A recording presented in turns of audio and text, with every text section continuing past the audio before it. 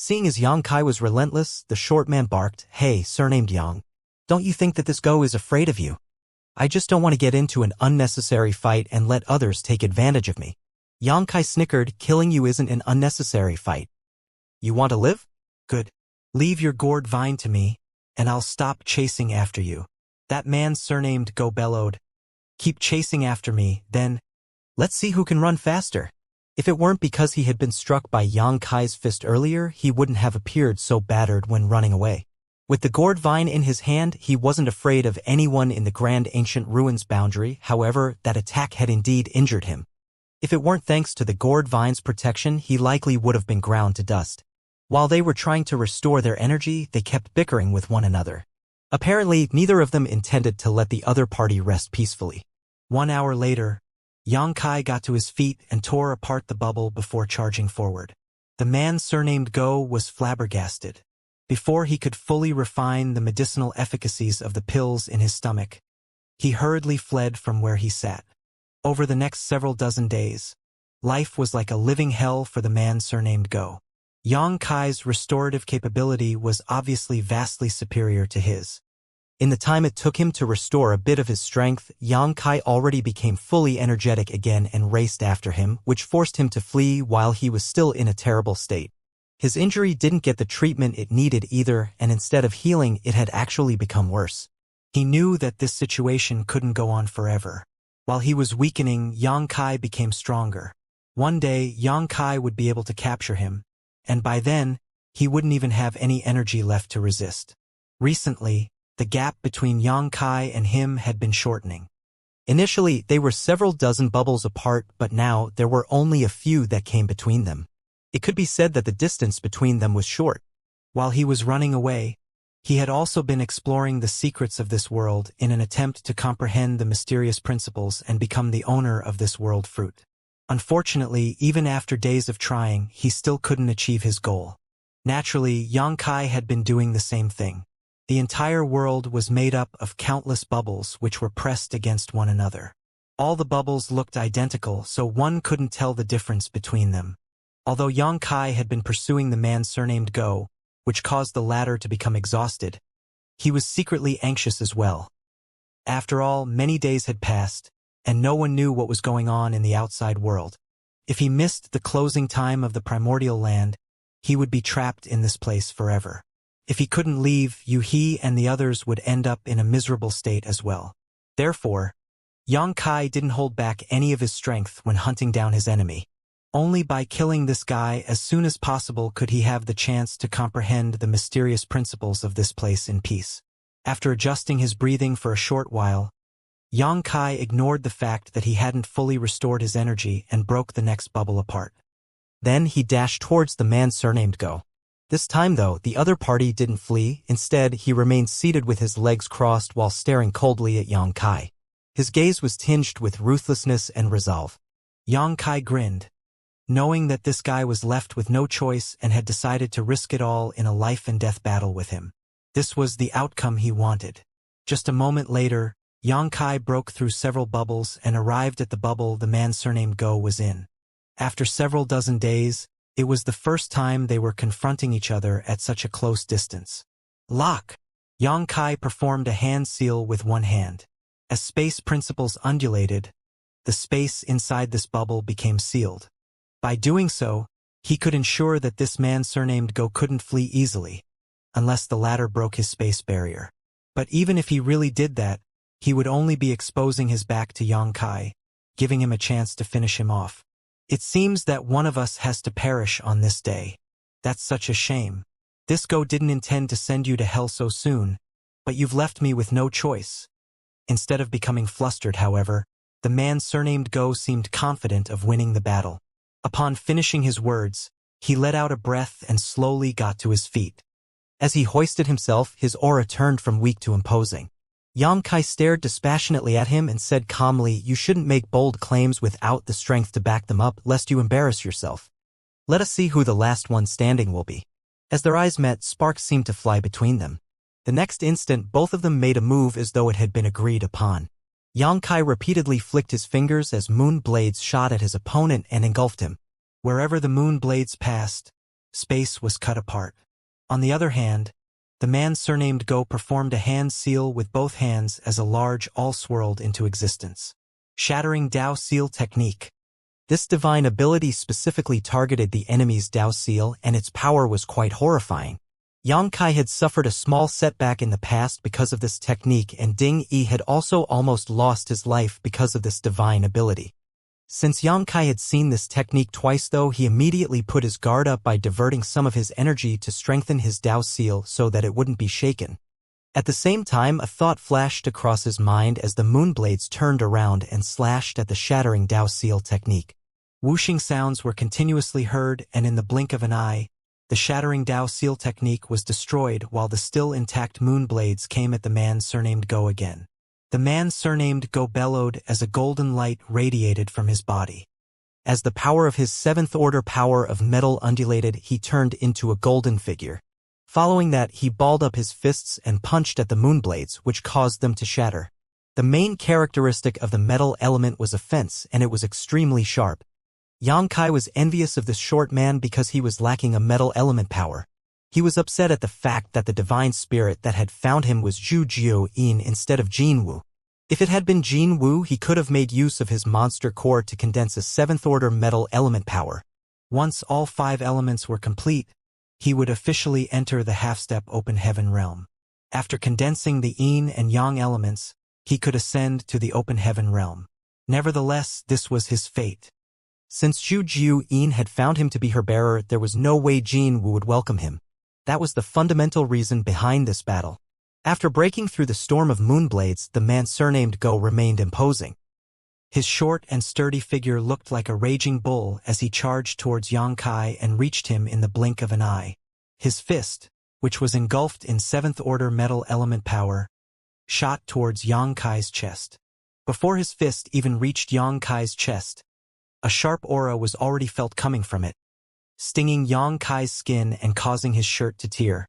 However, Yang Kai didn't attempt to dodge the attack.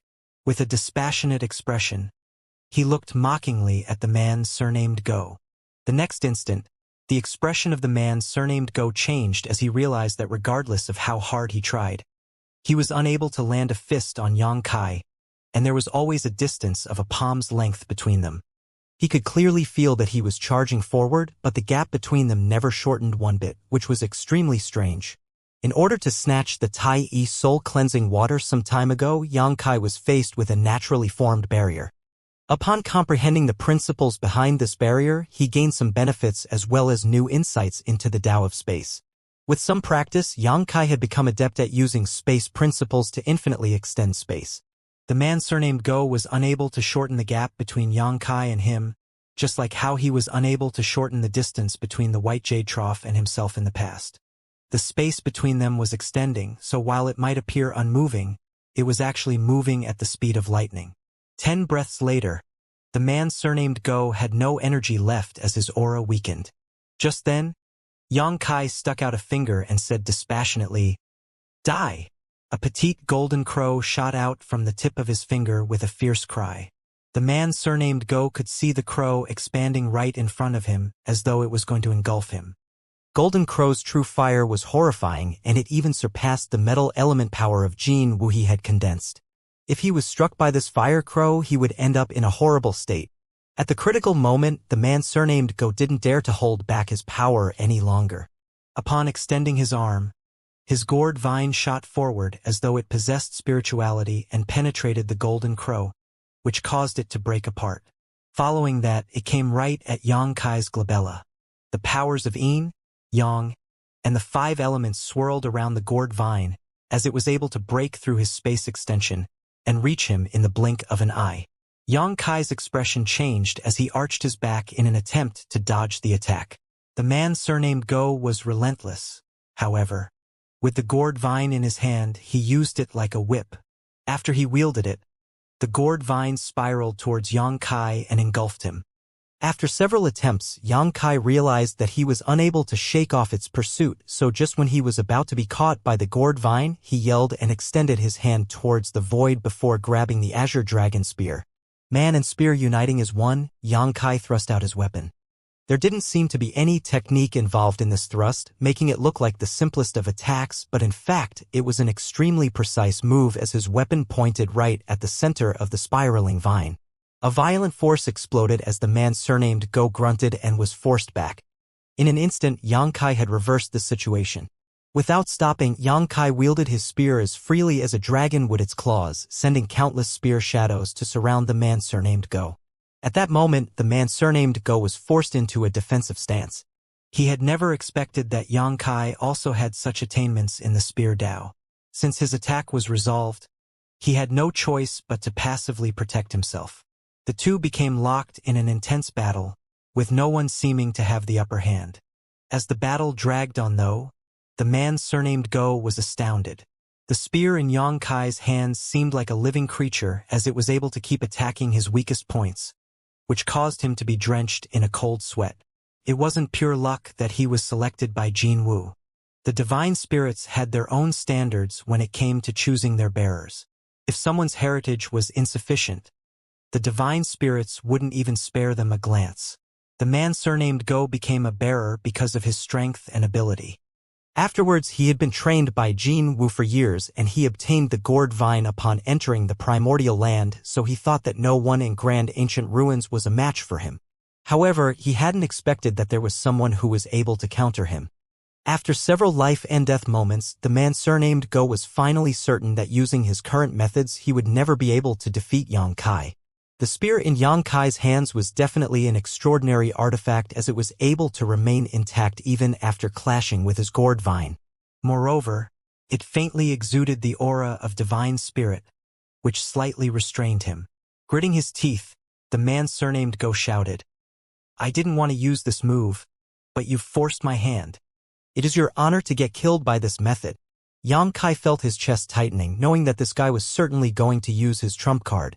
With that said, he too had a trump card left, so with a sneer, he said, "How dare you still boast so shamelessly? I'll break your teeth for that. Whether it's shameless boasting or not, you will learn soon." The man surnamed Go snorted, "Rise," he bellowed. Following that, he wielded his gourd vine as the 7 small bottle gourds fell to the ground. Xianxia swung his spear and stepped backwards as he stayed vigilant with a cold gaze. He had witnessed the powers of these 7 small bottle gourds before, and they were all extraordinary. Earlier, he had already put his guard up against them, but his opponent didn't seem to have the intention of using them. Was this man surnamed Go going to make use of the powers of these bottle gourds now? The 7 bottle gourd brothers were all extraordinary as they were able to activate 5th-order powers.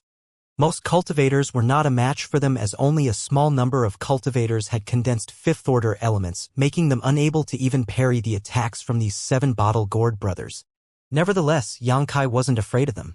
Even the weakest element power he had condensed was in the 7th order, so why would he be frightened by these 5th-order bottle gourds? Upon leaving the gourd vine, the 7 brothers struck different poses, trying to appear imposing. But before they could introduce themselves, the man surnamed Go suddenly wielded his gourd vine again, whereupon it straightened, and under the shocked gaze of Xianxia, penetrated the back of the first brother and stuck out from his chest. What was strange was that even though the gourd vine had pierced through the first brother, he didn't seem harmed one bit. Without stopping, the gourd vine penetrated the second brother, followed by Sanhua and Siwa. After just a short moment, all 7 bottle gourd brothers became a string of bottle gourds. All of a sudden, Xianxia became apprehensive. He thought that these 7 bottle gourd brothers were the trump card of this man surnamed Go, but he hadn't expected such a turn of events. Without hesitation, he surged all his might. Following a dragon roar, a dragon pressure permeated the bubble and the azure dragon spear seemed to transform into a great dragon as it pounced on the man surnamed Go. With a dispassionate expression, the man surnamed Go stared at Xianxia. He appeared so aloof that it was as though he was looking down at an ant. Following that, he wielded the gourd vine and lashed out at the azure dragon spear. With a loud boom, Xianxia felt a horrifying force coming right at him, and he was sent flying backwards. Even the great dragon illusory phantom on the spear became dim upon impact. Upon crashing into the membrane of the bubble, Xianxia spat a mouthful of blood and widened his eyes. Open heaven realm power?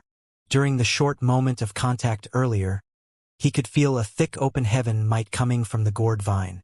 The power showcased far exceeded this man called Go's own strength, which was why he suffered a setback. At this moment, the 7 small bottle gourds, which had been connected by the gourd vine, turned into lights of 7 colors and streamed into the vine. 7 colors could be seen flowing around the gourd vine, which made it look extremely beautiful. The yin, yang, and 5 elements powers mingled with one another as they mutually restrained and reinforced one another. In order to ascend to the open heaven realm, a cultivator had to condense yin, yang, and 5 elements before splitting heaven and earth apart in their body, forming a small universe within themselves.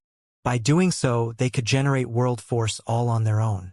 This was the fundamental reason an open heaven realm master was far more powerful than an emperor realm cultivator. Yang Kai hadn't managed to do this yet, but he had seen someone else ascending to the open heaven realm. When Bai Qi was ascending to the 5th order, Yang Kai was there to observe by his side. When an accident occurred, fortunately he managed to feed Bai Qi some world source liquid. Otherwise, Bai Qi would have lost his life. The images from that day flashed across Yang Kai's mind as he watched the sight before his eyes. Presently yin, yang, and 5 elements mingled with one another in an endless cycle. The 7 small bottle gourds on this gourd vine corresponded to the powers of yin, yang, and 5 elements. Just like a cultivator who had condensed 7 element powers, the gourd vine was able to use the might exclusive to open heaven realm masters. Moreover, it was the might of the 5th order open heaven realm. After all, every little bottle gourd possessed 5th order element powers. In other words, the gourd vine in the hand of this man surnamed Go was actually a 5th order open heaven weapon that he could use as he pleased. At the thought of this, Yang Kai was horrified. Although he was strong, he was nowhere near a match for a 5th order open heaven realm master. He was fully aware of that. He was also a 5th order open heaven realm master. Given his current power and condition, the only outcome for him was death when he faced such an enemy. Without thinking, Yang Kai turned around and tore the membrane apart before running away. The situation, which was supposed to be in his favor, turned into a crisis. Behind him, the man surnamed Go was heard saying in a grim voice, "Where do you think you're going? You've forced me to use this move, so you can die with no regrets now." The sound of something breaking through the air was heard as Yang Kai felt a chill shoot up his spine. There seemed to be a viper racing after him. Turning his head, he widened his eyes in disbelief as the man surnamed Go remained in the same spot, but the gourd vine in his hand extended infinitely and came right at him. Wherever the vine passed, all the bubbles exploded as they were unable to stop its advance. If Yang Kai were in a different environment, he could have used instantaneous movement. However, these bubbles greatly restricted his freedom. Although Yang Kai was madly pushing his space principles to extend space behind himself, it couldn't stop the gourd vine from pursuing him. The principles were destroyed by the open heaven might from the vine, rendering them useless. After just 3 breaths' time, the gourd vine was only an arm's length away. There was no way Yang Kai could evade. Feeling the horrifying force that was coming from the gourd vine, he gritted his teeth and whirled around. Then, he infused all his power into the azure dragon spear and thrust out. Following a loud boom, Yang Kai was sent flying back as he sprayed out a mouthful of blood, while the gourd vine's attack was hindered for a moment. After Yang Kai crashed into another bubble membrane again, cracking sounds were heard coming from his body. At that instant, over 10 of his bones had broken. Although he was going through excruciating pain, his gaze brightened and instead of becoming horrified, he appeared ecstatic. Earlier, he was shocked by the open heaven aura radiating from the gourd vine and thought that this man surnamed Go could really use the might of the 5th order open heaven realm. After the exchange just now, though, he realized that it was an unfounded fear. After the gourd vine merged all 7 small bottle gourds, it indeed could display the might of the 5th order open heaven realm. However, the man surnamed Go didn't have sufficient strength or foundation, so he was unable to fully utilize the gourd vine's power. The most he could draw out was 2nd or 3rd order open heaven realm power. If this wasn't the case, Yang Kai wouldn't have survived despite the fact that he had tried to parry the attack with the azure dragon spear. Another possibility was that it had something to do with the special world principles in this place.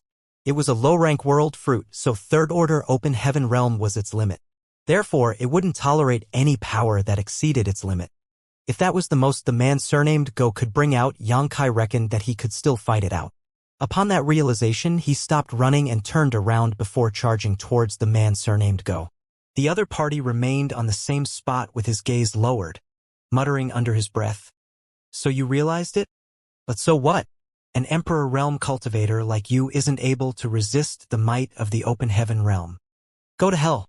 The gourd vine broke through the air and came at Xianxia again. Countless spear shadows emerged from Xianxia's weapon. With his mind at ease, his spear seemed to have become one with him as he could fully utilize its power. In the blink of an eye, several hundred clashes took place.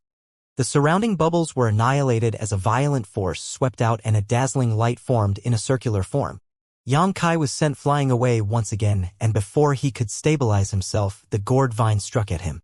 Its open heaven might flared as though it was going to ruthlessly end Xianxia's life. After choking down the blood in his throat, Xianxia clenched his teeth and wielded his spear as he was determined to battle against the gourd vine. Repeatedly, he was sent flying away, coughing up mouthfuls of blood. He appeared completely battered and was clearly at a complete disadvantage. It seemed that he was totally unable to counter the attacks from the man surnamed Go. Nevertheless, he remained calm and collected.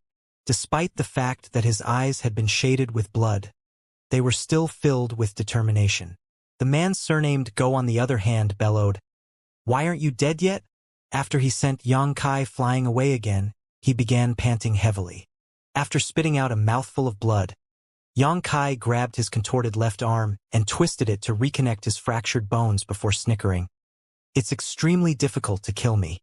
Given your might, you won't be able to end my life." Xianxia condensed his wood element from the immortal tree's essence and possessed an extremely powerful dragon vein. When it came to resilience and recovery, almost no one in the world could surpass him. As long as it wasn't a lethal strike, he could always heal himself regardless of how severe the injuries were. The might of the second or third order open heaven realm was indeed formidable enough to render Xianxia powerless to resist, but it wasn't enough to end his life. Upon slowly getting to his feet, Xianxia brushed the blood away from his eyes so that he could see clearer, and with a mocking gaze, he stared at the man surnamed Go. "But how long can you last?" After a pause, he went on to say calmly, "You're an Emperor Realm cultivator too. So you definitely have to pay a price to forcefully use the might of the open heaven realm, and that price is certainly quite hefty. Otherwise, you would have used this move a long time ago instead of hiding it. Is your Dao seal still stable? Can your physique last? It seems that you're the one who is going to die instead. Bastard." Then, he pointed his spear at his opponent in a provocative manner. The expression of this man surnamed Go darkened. Just like Xianxia said, he indeed had to pay a heavy price for forcefully using the might of the open heaven realm while still in the Emperor realm. Every time he wielded the gourd vine, he could indeed harm Xianxia, but at the same time he would suffer immense backlash. His physique, soul, and Dao seal all shook violently with each strike. So if this dragged on, he would lose his life to those effects before he could even kill Xianxia. Realizing this, he clenched his teeth and roared, "I'll definitely end your life before I go to hell." Upon finishing his words, he wielded the gourd vine again and infused all his energy into it. The lights of 7 colors rapidly swirled around the vine, and at the same time, his physique visibly shrunk a little. It was apparent that he was sacrificing his own vital essence to draw out more power, damaging his foundation. The arm of the hand holding the vine had its flesh broken apart and started bleeding. Xianxia turned solemn, knowing that the other party was now laying his life on the line. The next move would be the key to Xianxia's victory or defeat, and he had been waiting for that moment. The next instant, the gourd vine broke through the air again. This attack was more horrifying than all the ones prior, which made Xianxia feel that it had exceeded the low-rank open heaven realm and reached the mid-rank open heaven realm. Hurriedly, he moved and yelled, "Golden Crow casts the sun." A high-pitched caw was heard as a golden sun rose behind Xianxia. At that instant, the light expanded and dazzled the beholder. A terrifying aura undulated around the great sun, where a golden crow was seen flying and frolicking, which caused the expression of the man surnamed Go to change. He had already heard that Xianxia had comprehended a divine manifestation, but it wasn't until this moment that he finally witnessed it with his own eyes. Despite the fact that they were on opposing sides, he couldn't help admiring his enemy's talent and capabilities. When the head manager of Scarlet Star saw this golden crow cast the Sun Divine Manifestation, he surmised that with it, Xianxia would be capable of fighting a low-rank Open Heaven Realm Master, even though he was just an Emperor Realm Junior. Which one to show just how powerful the Divine Manifestation was. Xianxia lifted his spear and pointed at the Great Sun before swinging it down and thrusting it forward, sending the Great Sun flying over and crashing into the gourd vine. Xianxia had his golden crow casts the Sun Divine Manifestation while the man surnamed Go was able to use the might of the Open Heaven Realm through the gourd vine. Both of them were able to use powers equivalent to that of a low-rank Open Heaven Realm Masters, so it could be said that they were equally matched. The great sun dazzled the world in the fruit with its golden glow while the gourd vine penetrated heaven and earth and broke through the void. The clash between them was like two stars colliding with one another. Following a deafening boom, a horrifying shock wave swept out which caused the bubbles around them to explode and vanish into thin air. Xianxia widened his eyes in fury as he had infused all his energy into his strike. And it was the same case for the man surnamed Go. Hong hong hong. The world paled as countless void cracks appeared. Apparently, this world was unable to bear the impact of this violent explosion. Xianxia spat out a mouthful of blood and was sent flying backwards. At the same time, the great sun died out. The man surnamed Go sprayed out a mouthful of blood as his face turned ashen. The sounds of bones breaking were heard coming from his body. The lights of 7 colors on the gourd vine dimmed and 7 bottle gourds reappeared. He was also sent flying away like a sack. The clash resulted in both sides being heavily injured. Neither Xianxia nor the man surnamed Go had gained the upper hand. Upon landing on the ground, Xianxia circulated his power in an attempt to get up, but he was unable to do so. Just now, he had almost exerted all of his strength into that one attack, so right now, both his physique and Dao Seal had reached their limits. If he forcefully did anything else, he might suffer from irreversible damage. At that instant, he was astounded as he hadn't expected to end up in such a state. At the same time, he secretly reflected upon himself and thought that he should never underestimate his enemies. The man surnamed Go wasn't a renowned figure, but he possessed such terrifying power. He was just one of the bearers of those divine spirits, so how powerful were the other bearers? Of course, this guy's power was built on the gourd vine.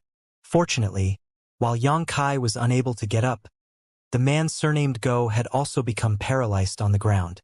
As an Emperor Realm cultivator, this guy had been forcefully using the power of the Open Heaven Realm.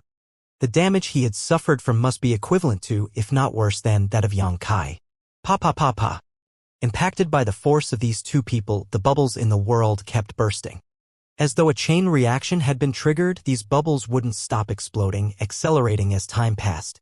In the blink of an eye, all the bubbles burst into oblivion, leaving only a palm-sized bubble hovering in midair. This bubble was inconspicuous and both Xianxia and the man surnamed Go had never noticed it. They had run around for a long time and passed through many bubbles, but they had never seen this particular one. After all the other bubbles burst, this one appeared unique.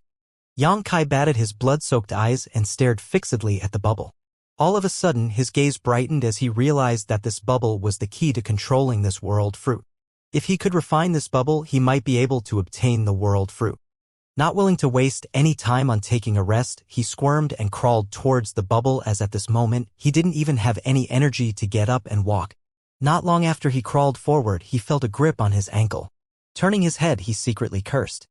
He was completely attracted to that unique bubble, so he had forgotten about the man surnamed Go. The other party had used the gourd vine to coil it around his ankle, and in the next instant, a force pulled Xianxia to the back of the man surnamed Go and caused him to roll over for a moment before he managed to stabilize himself. Initially, he was closer to the bubble, but after the man surnamed Go used a dirty trick, the latter became the one who was nearer the bubble. Apparently, the man surnamed Go also seemed to have realized the uniqueness of that bubble.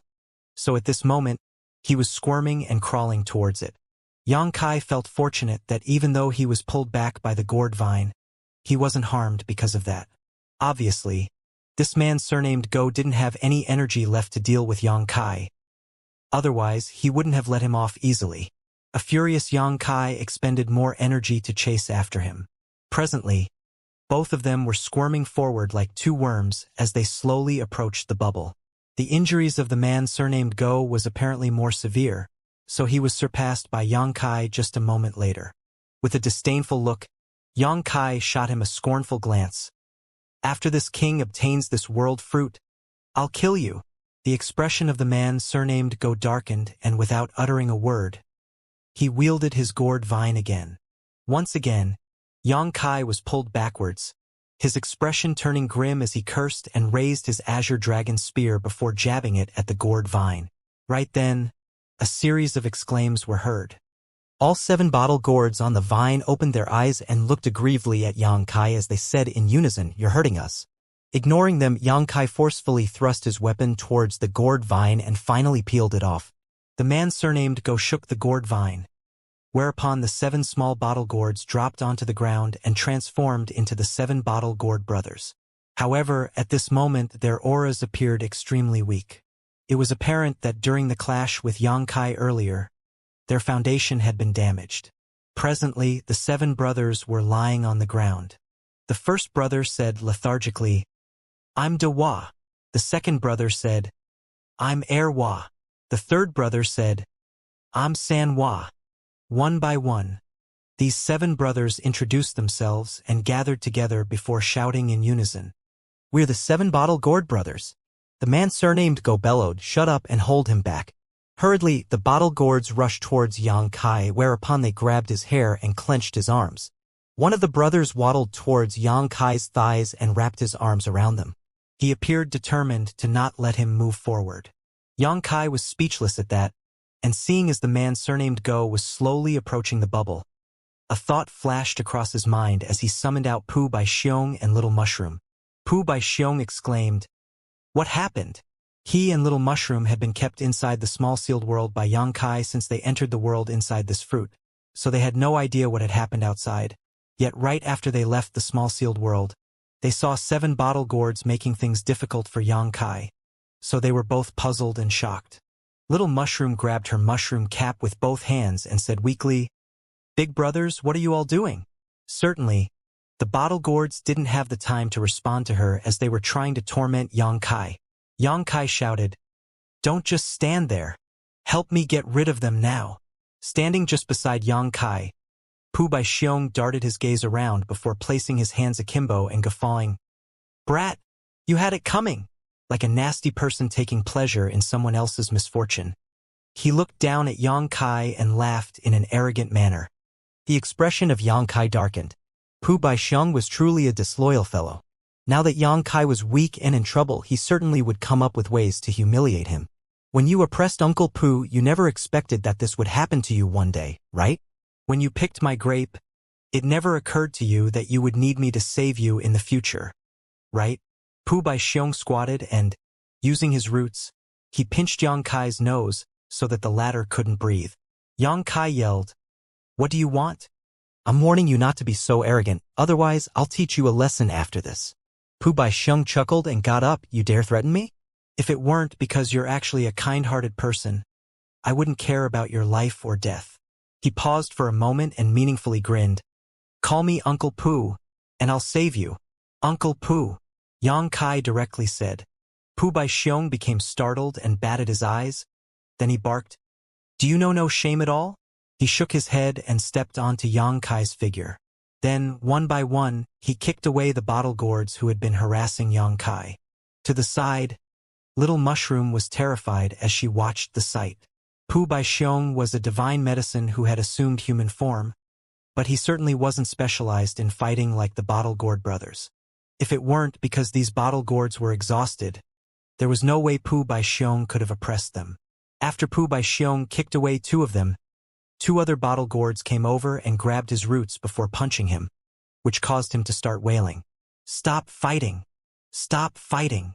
Little Mushroom cried out, but she was suddenly punched by someone, which resulted in a dark circle around her eye.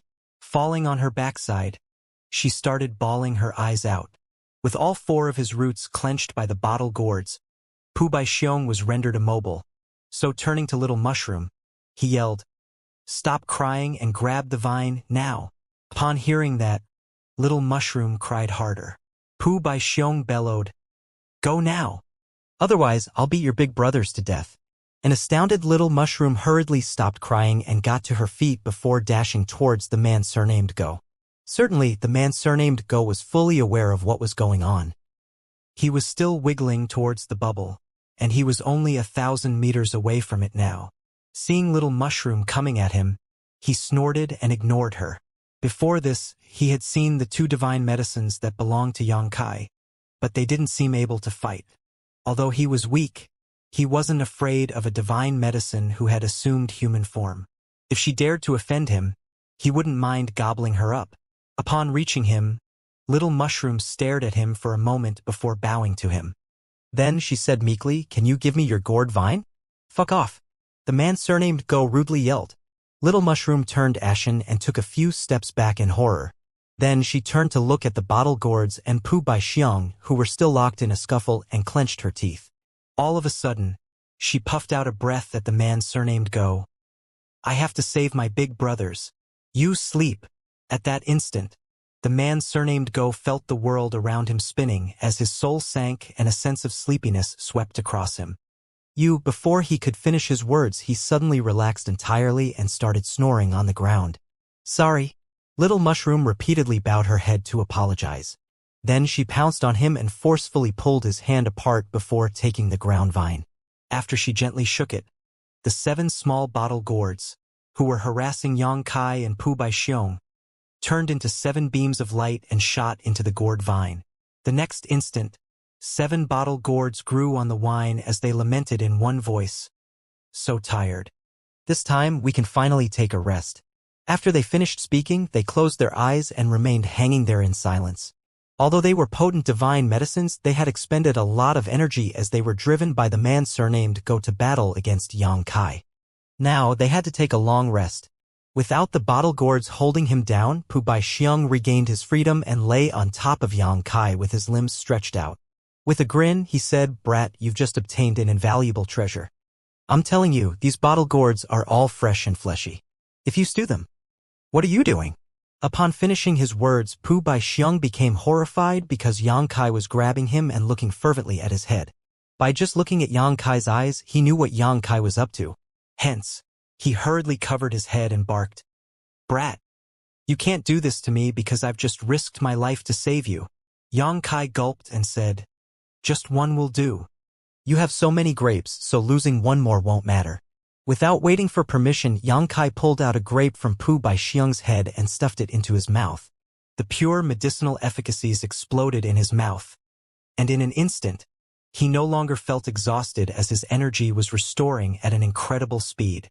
He had a taste of the medicinal efficacies of the grapes before, so he knew that they were extraordinary healing tonics. That was the reason he decided to snatch another from Pu Baixiong. Although the man surnamed Go was knocked out by Little Mushroom, no one knew when he would wake up. To prevent things from getting out of hand, Xianxia decided to quickly restore himself first. With his head covered, Pu Baixiong was seated on Xianxia's chest and cursed, "What an ungrateful man! I've saved you for nothing." As he scolded, he lashed out his roots at Xianxia. However, given his abilities, he was unable to harm Xianxia one bit. After just half an hour, Xianxia became energized again. Although he hadn't fully recovered, he had restored 60% of his strength, and the medicinal efficacies of the grape were still working.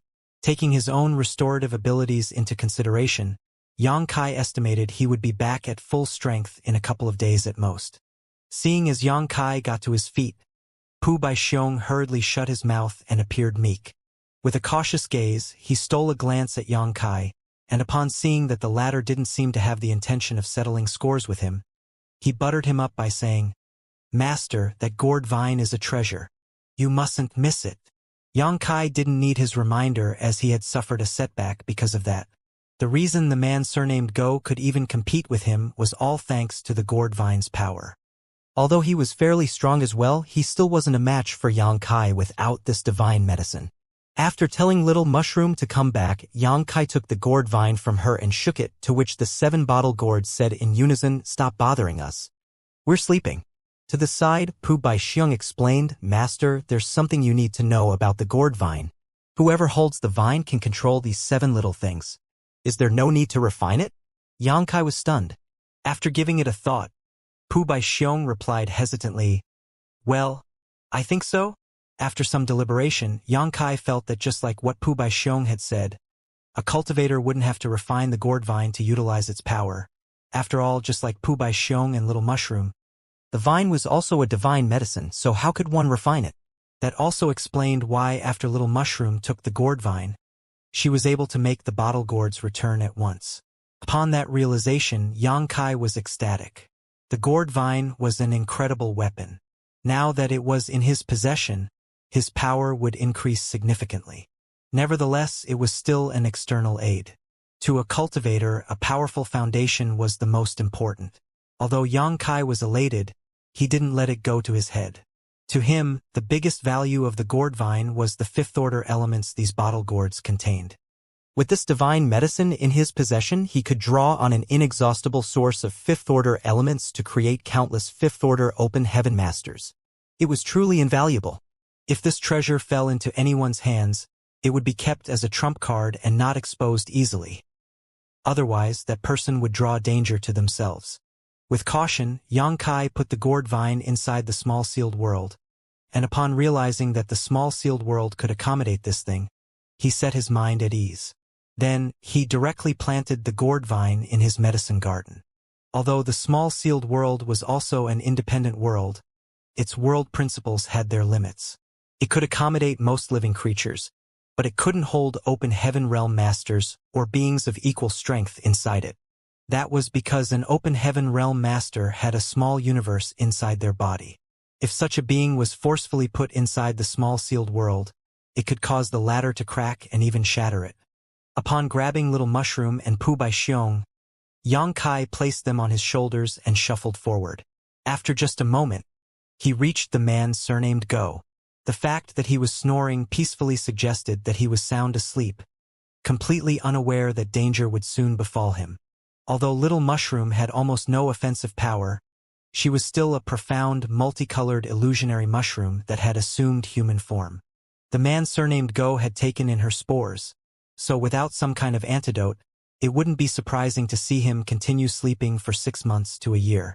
Xianxia crouched down and took off his opponent's space ring before rummaging through it, but he couldn't find any identity token. The man surnamed Go had repeatedly used the shattering Dao seal technique, and previously, Su Zhen even suspected that he was from Purple Jade Cave Heaven.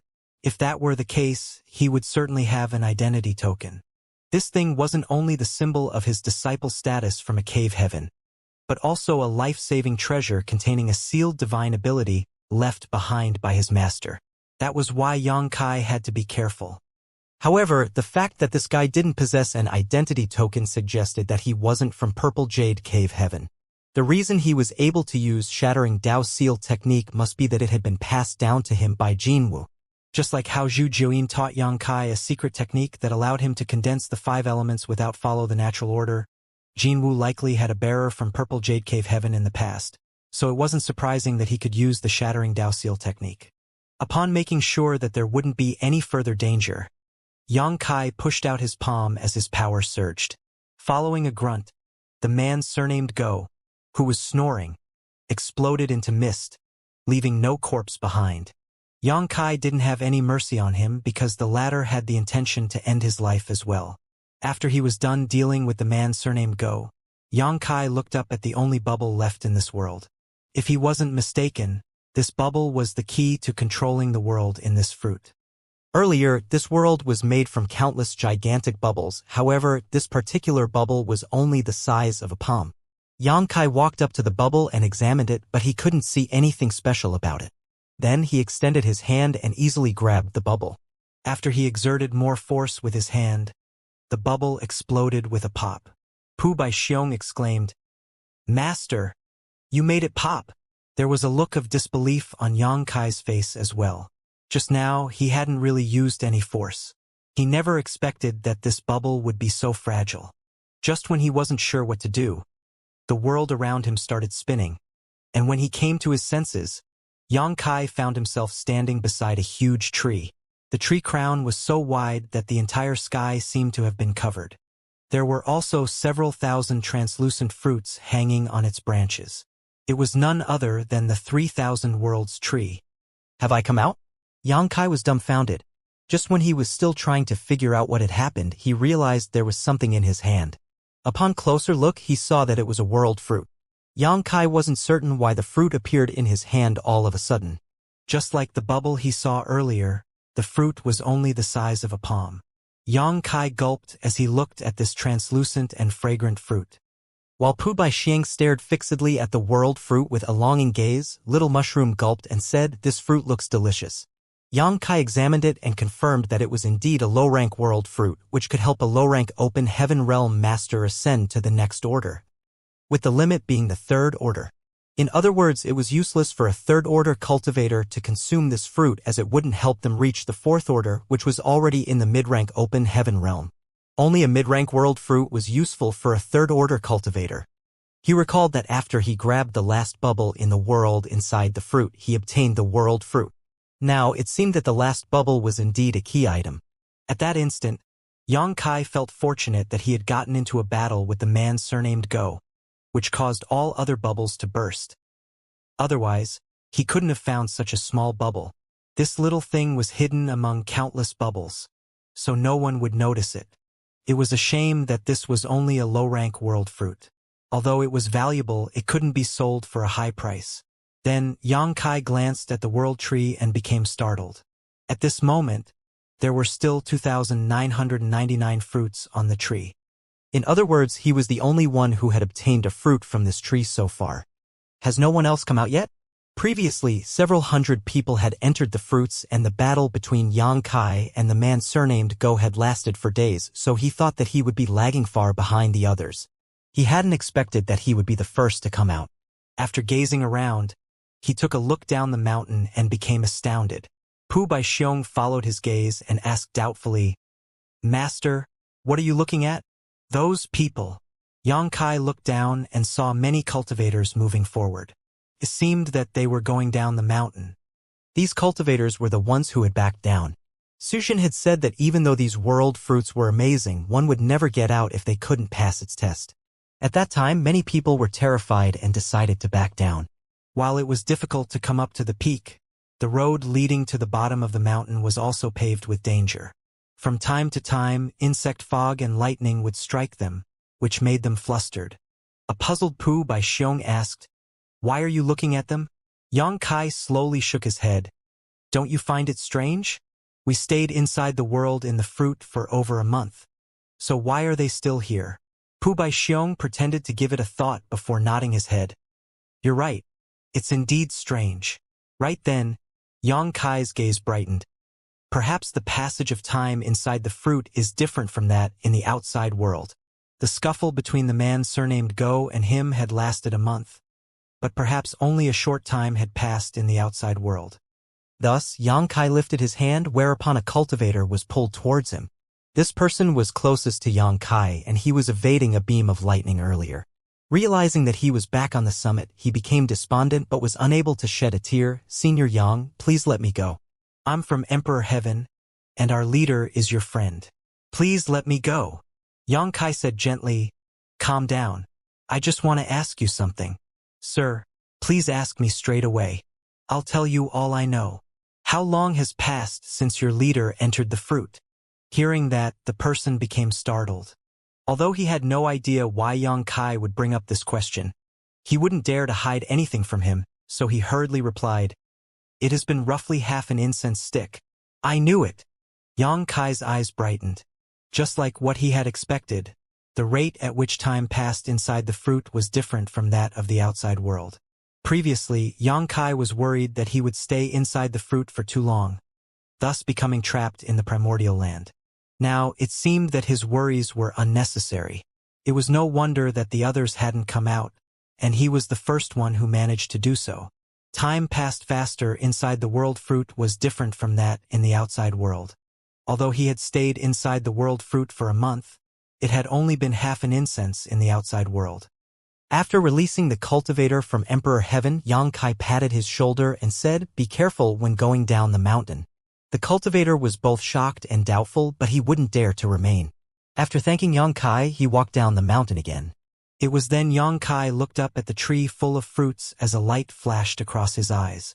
All of a sudden, he pounced on a fruit and extended his hand. However, this time he didn't fall into the world fruit like what had happened previously. Instead, an immense repulsive force was felt coming from the fruit. Regardless of how hard Yang Kai tried, he was unable to tighten his grip, let alone touch the world fruit. If he exerted more force, he would be driven away. Seeing that, Pu Baixiong scratched his head and said, "Master." The little fatty said that every person only has one chance to obtain a world fruit. Now that you've got one in your hands, how are you going to enter a different one? It doesn't cost anything to give it a try. Yang Kai was dejected. Although he had obtained a world fruit which could be considered a gain, it was just a low-rank world fruit that could only help a cultivator ascend to the third order at most. Such a fruit couldn't be sold for a high price, which was why he was unsatisfied. Unfortunately, after a try, he realized that just like what Sushin had said, every person only had one chance. Now he couldn't even touch a different world fruit. After several attempts, Yang Kai was still unable to achieve his goal. Unresigned, he circled around the world tree. With so many fruits hanging on the tree, he wasn't willing to give up as he had only gotten one. He wouldn't dare to hope to get an extremely rare high-rank world fruit. But this trip would be worthwhile if he could get a mid-rank one. A moment later, a thought sprang into his mind as his eyes brightened. Stopping in his tracks, he looked up at the tree with a fervent gaze. A speechless Pu Baixiong asked, "Master, what do you want to do?" Instead of responding to him, Yang Kai put Little Mushroom and him inside the small sealed world. Then, he communicated with Meng Hong and the others who were inside the small sealed world. A few breaths later, with a single thought, two figures instantly appeared in front of him. They were none other than Meng Hong and Lang Qingshan. Both of them were looking up at the tree with longing gazes. A while later, Meng Hong said, "Is this the 3,000 Worlds tree with fruits that can help an open heaven realm master ascend to the next order?" He was from Great Moon Province, which wasn't an important great force to begin with, so he had never heard about a being called 3,000 Worlds tree that could help an open heaven realm master reach the next order. This thing was truly heaven-defying. Yang Kai nodded. "That's right. This is the 3,000 Worlds tree, and those are world fruits. However, the world inside each fruit is dangerous. If you get trapped inside it, you'll never get out again. Brother Meng, you have to give it careful thought."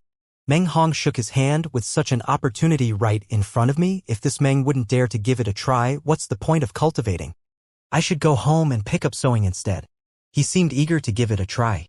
It had been a smooth ride since he came to the Grand Ancient Ruins boundary.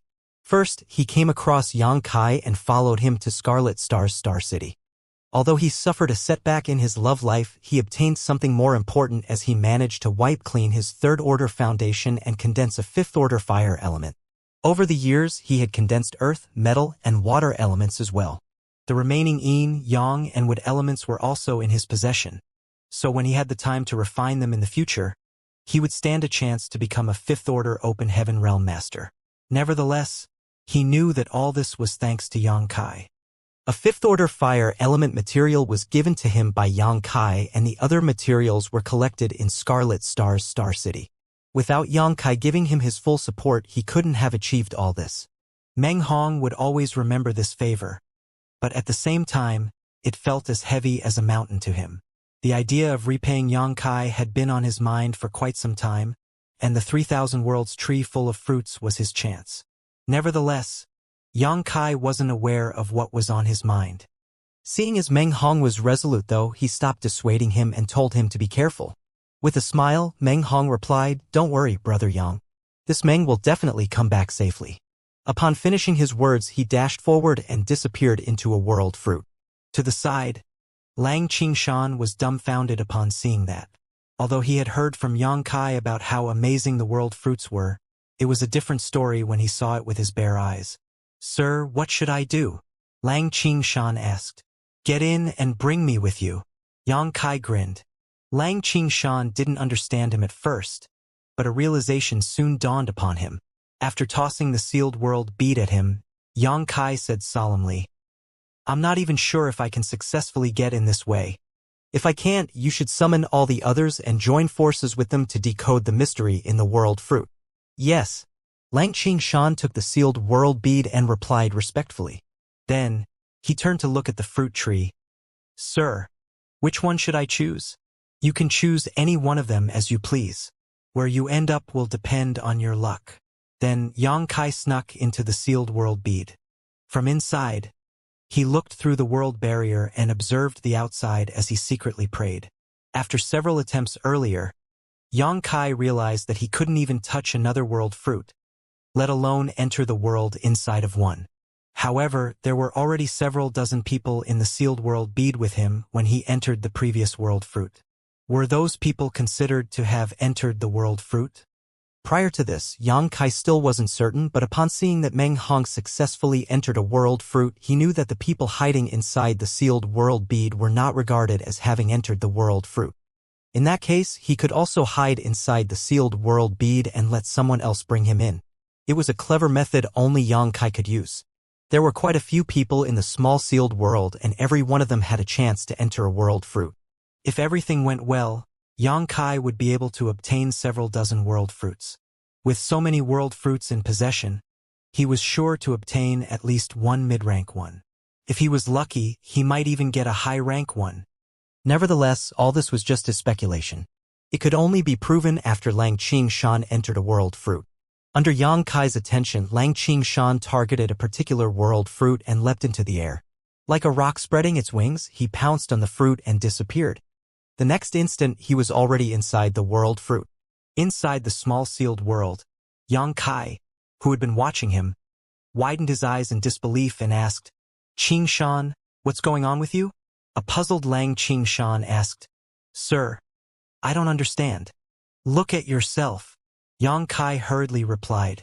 It was then Lang Qingshan scanned himself with divine sense and became rooted to the spot. What's wrong? What happened? The shaved-headed man walked up to Yang Kai and asked. Unaware of what was going on in the outside world, the others were puzzled as to why Yang Kai looked so shocked. After giving it a thought, Yang Kai waved his hand, whereupon the view of the outside world became visible to all of them. After a glance, all of them were startled. Following that, the shaved-headed man covered his belly and guffawed. Sir, is that stupid-looking thing Lang Qingshan? Yang Kai nodded his head. I think so. The shaved-headed man convulsed with laughter as his tears almost slid down his face. Why did he become like this? Someone else asked in shock.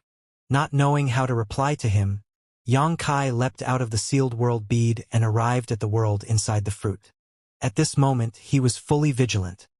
After all, he had entered the world inside a fruit and obtained a world fruit already. This time, Yang Kai essentially cheated his way into a different world fruit, so he wasn't sure if there would be any consequences.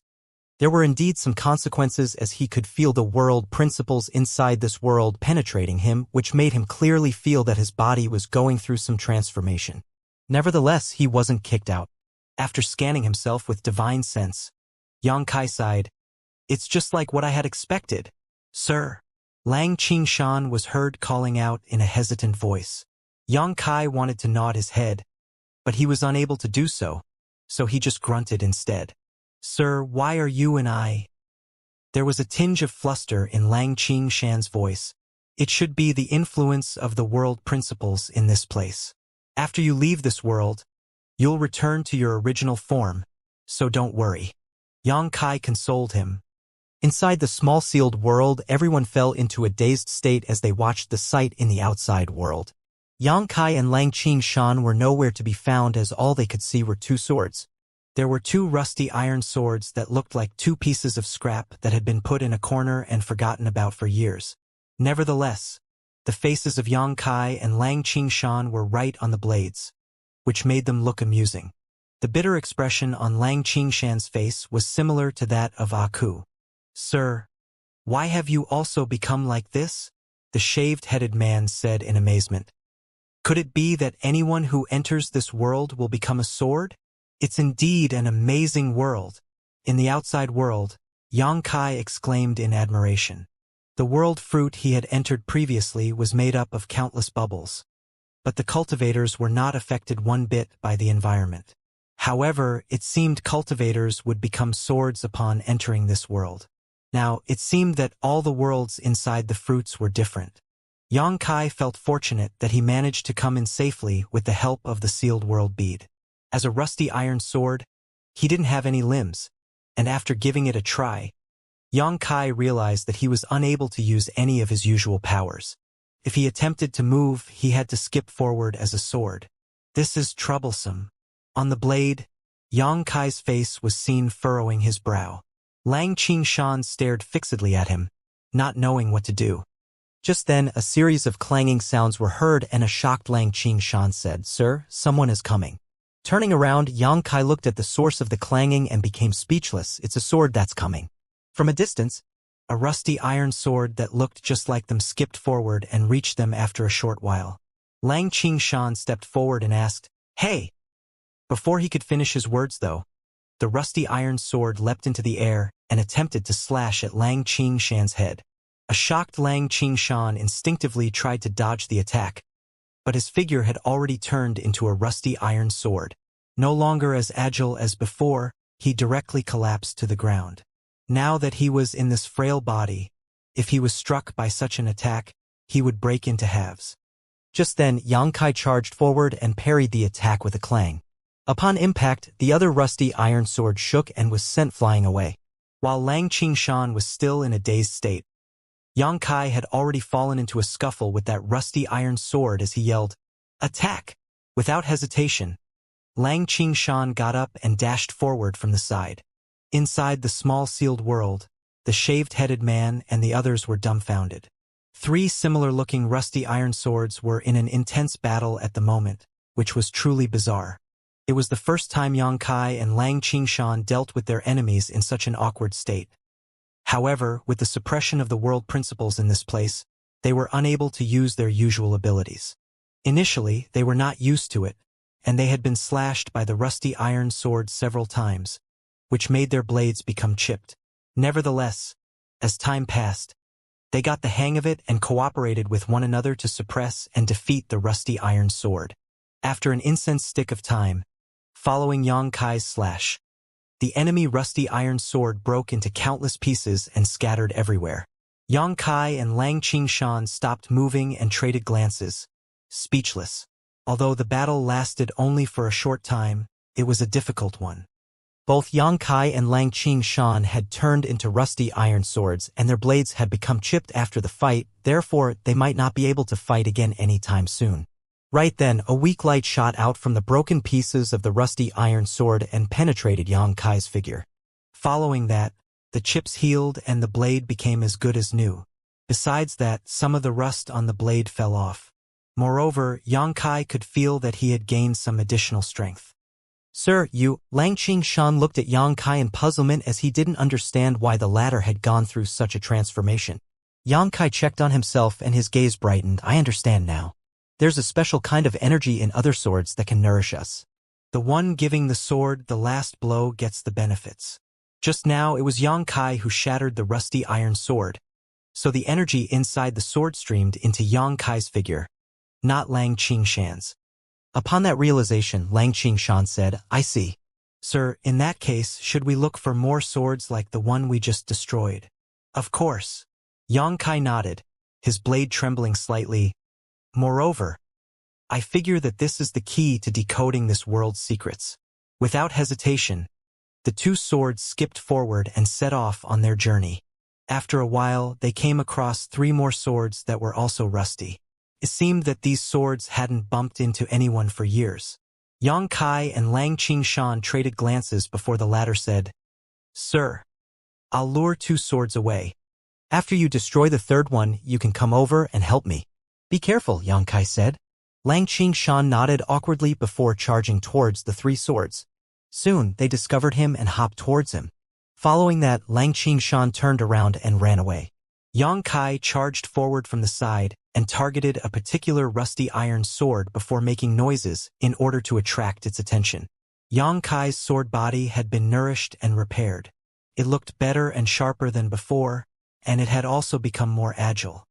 In a one-on-one fight, the enemy rusty iron sword was no match for him at all. Just a moment later, he managed to break the rusty iron sword into pieces.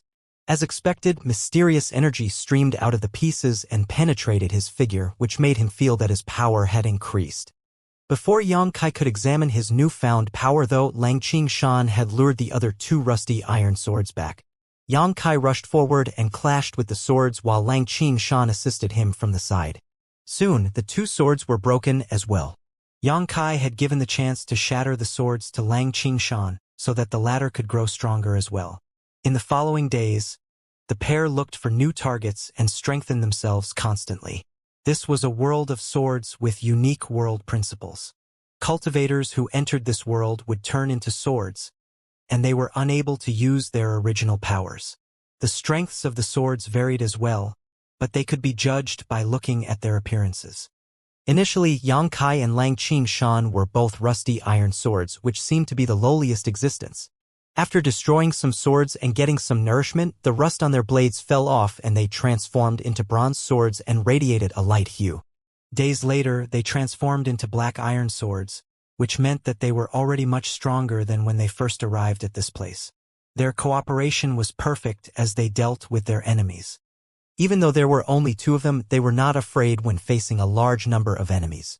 Usually, they were able to ruthlessly shatter all their foes without any difficulty.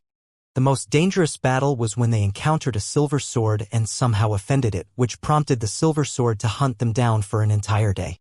In order to help Xianxia escape, Xianxia was almost cut in two. Fortunately, Xianxia came to his rescue at the last moment. Otherwise, the consequence would have been dreadful. Everyone in the small sealed world was on edge as they watched the battle. After 1 month of exploration, the pair had a better understanding of this world. Following an insane slaughter, over 100 bronze and black iron swords were shattered. Streams of mysterious energy penetrated Xianxia's figure from all directions. The black iron sword, which he had transformed into, was standing tall on the battlefield. The blade showed signs of becoming whiter and sharper. It also radiated a cold glow. When the last beam of light left the last broken black iron sword and shot into Xianxia's figure, a clear sword cry was heard. A glow swirled around Xianxia as his black iron figure rapidly transformed into a silver sword. There was a much greater power flowing within the blade, and he couldn't help but feel that he was able to slash through anything in this world. "Congratulations, sir," Xianxia said. He was still a black iron sword although he had made a significant contribution in the previous battle, he didn't break any swords. All the benefits had streamed into Xianxia's figure to allow him to become a silver sword as quickly as possible. Xianxia opened his eyes and said with a smile, "Let's go, Xianxia. It's time to get our revenge." Previously, they were almost killed as they were hunted down by the silver sword. Now that Xianxia was powerful enough to battle against it, he had to get revenge. Half a day later, the pair reached the upper part of a valley that was surrounded by mountains. In the valley, over 1,000 swords of different grades were busy as clanging sounds were continuously heard. When they arrived at this place previously, the pair already realized that these swords seemed to be mining a kind of special ores which contained a power that could help any sword slowly grow. The weapon that was in charge of this place was a silver sword. There were 50 black iron swords, 200 bronze swords, and over 1,000 rusty iron swords that worked under this silver sword. This valley was like a treasure trove for Xianxia. If he could shatter all the swords in the valley, his power would surge again, and it was guaranteed that Xianxia would also become a silver sword. "Sir, what should we do now? Do you want me to lure some of them away?" "There's no need." Xianxia stared fixedly at the only silver sword in the valley. "If we want to destroy our enemies, we should kill their leader first. I'll deal with the silver sword now." "Be careful." After he finished speaking, he leapt into the valley. Wind was heard howling as a cold glint flashed across Xianxia's blade. The silver sword, which was in charge of this place, seemed to have noticed it and turned his head to look up. There was a wrinkled old face on the blade as he bellowed, "Brat, you dare show yourself here again?" Previously, Xianxia and Xianxia had come across the silver sword and were forced to escape from his pursuit. Naturally, he would not have forgotten them so quickly. The swords in this world had sentience. However, the lower their grade, the worse their sentience was. It was impossible to communicate with a rusty iron sword while a silver sword had a more complete sentience. Upon finishing his words, the silver sword turned around and was ready to clash with Yang Kai. Yang Kai guffawed, "Old fart, quit being arrogant. Today I shall end your life." Following a plunge, he slashed out at the silver sword. With a loud clang, the silver sword flew back several tens of meters. Upon impact, Yang Kai felt dizzy as well, but he had already expected this, so he managed to quickly pull himself together and charge forward in an imposing manner. Upon seeing that, the silver sword's bodyguards, several black iron swords and over 10 bronze swords dashed forward and besieged Yang Kai. Yang Kai swirled around and slashed across them. Following a series of clangs, the black iron swords and bronze swords shattered as streams of energy emerged from the pieces and shot into Yang Kai's figure, which helped increase his power. Seeing this, the silver sword bellowed, "All of you, back away." In this world of swords, for every new grade one ascended to, their power would increase significantly. The black iron swords and bronze swords were no match for Yang Kai. If they forcefully went up against him, not only were they sending themselves to their deaths, but they would also help strengthen Yang Kai. Certainly, the silver sword didn't want that to happen. After making his subordinates retreat, the silver sword clashed with Yang Kai. The silver sword immediately turned into 2 beams of white light and caused the sand to rise. At the same time, Lang Qingshan managed to barge into the valley. Spotting him, other black iron swords and bronze swords sprinted forward.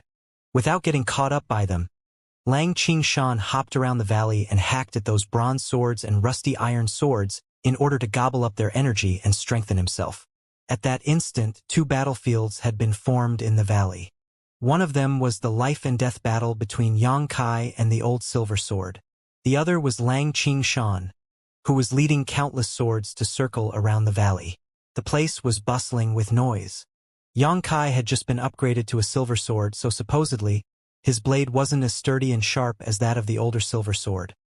After all, it had been a long time since the older silver sword reached this grade, so he had ample time to strengthen himself. Yang Kai was supposed to be at a disadvantage in a fight against him. However, in reality, the 2 silver swords were equally matched. Most of the time, Yang Kai was even at an advantage. That was because Yang Kai was dexterous while the older silver sword was inflexible. After a while, the older silver sword was at a disadvantage. Yang Kai attempted to clash with him several times in order to break the blade. However, instead of achieving his goal, he suffered from some setbacks. The old silver sword had remained in this grade for a longer time after all. Be it the sturdiness or sharpness of the blade, Yang Kai was no match for him. The clashes didn't harm the older silver sword one bit. Instead, Yang Kai's blade had become chipped upon impact. Seeing as there was a good chance, the older silver sword decided to press the attack and managed to gain the upper hand. Yang Kai was forced backwards until he reached a spot where the black iron swords and bronze swords gathered together. Then, he whirled around and slashed across the swords in order to absorb their power and repair himself. When his blade became complete again, he pounced on the older silver sword. After the same thing happened several times, the old silver sword cried out in exasperation, but there was nothing he could do. 1 hour later, the old silver sword had become chipped as well. Although his blade was sturdier than that of Yang Kai, he couldn't possibly endure the clashes forever, which was why he had also been damaged. Realizing that he was in a perilous situation, the older silver sword retreated and charged towards his subordinates. Seeing that, Yang Kai immediately figured out his intention. The older silver sword wanted to imitate him by killing the lower grade swords in order to repair himself. Therefore, Yang Kai hurriedly whizzed past him, and before the older silver sword could make a move, he destroyed all of the swords and made his plan fall through. The older silver sword became incensed and thought that his opponent was too cunning and difficult to deal with. For the next hour of intense battle, Yang Kai managed to continuously nourish himself while the old silver sword became seriously damaged, as though he was about to fall apart. He had made several attempts to kill his subordinates to repair himself, but Yang Kai managed to make a move before he did. For the small number of times when he succeeded, he didn't gain many benefits. As time passed, the older silver sword became increasingly battered while Yang Kai was still high-spirited. All of a sudden, the old silver sword staggered and almost collapsed to the ground. Certainly, Yang Kai wouldn't miss this chance. His gaze brightened as he dashed forward and targeted the other party's damaged part. If his attack was successful, he was highly confident that he could break the older silver sword. Nevertheless, for some reason, Yang Kai suddenly felt horrified, as though something terrible was about to happen, and instinctively dodged sideways. At the same time, the older silver sword, who seemed about to collapse, suddenly stabilized himself. The wrinkled face on the blade sported an eerie smile, and he turned around. A cold glint appeared on the tip of his blade and shot towards Yang Kai. A sword wave. Yang Kai was flabbergasted, finally realizing that he had fallen into the old fart's trap. The older silver sword had been holding back his power and pretending to be at a disadvantage just to lure him in and deal a fatal blow. This old guy was the first silver sword Yang Kai had come across, so he wasn't aware that silver swords were capable of releasing sword waves. Although Yang Kai had no idea how powerful the sword wave was, he was certain that if he was struck by it, he would fall into a miserable state. Fortunately, he had already realized that something was off and stepped sideways, whereupon the sword wave skirted past him. He could clearly hear the sound of something breaking, which made his heart sink. Ignoring his injuries, Yang Kai slashed at the largest chip in the old silver sword's blade. Following a clang, metal scraps scattered everywhere. The face on the older silver sword's blade was filled with terror as Yang Kai's attack almost cut him in half. He had been pretending to be weak and letting Yang Kai damage him in order to give him a fatal blow at the most critical moment. Nevertheless, Yang Kai had some powerful instincts and managed to sense the looming danger, which was why he escaped unscathed. On the other hand, the older silver sword fell into an embarrassing state. Yang Kai fell to the ground with a huge crack in his blade.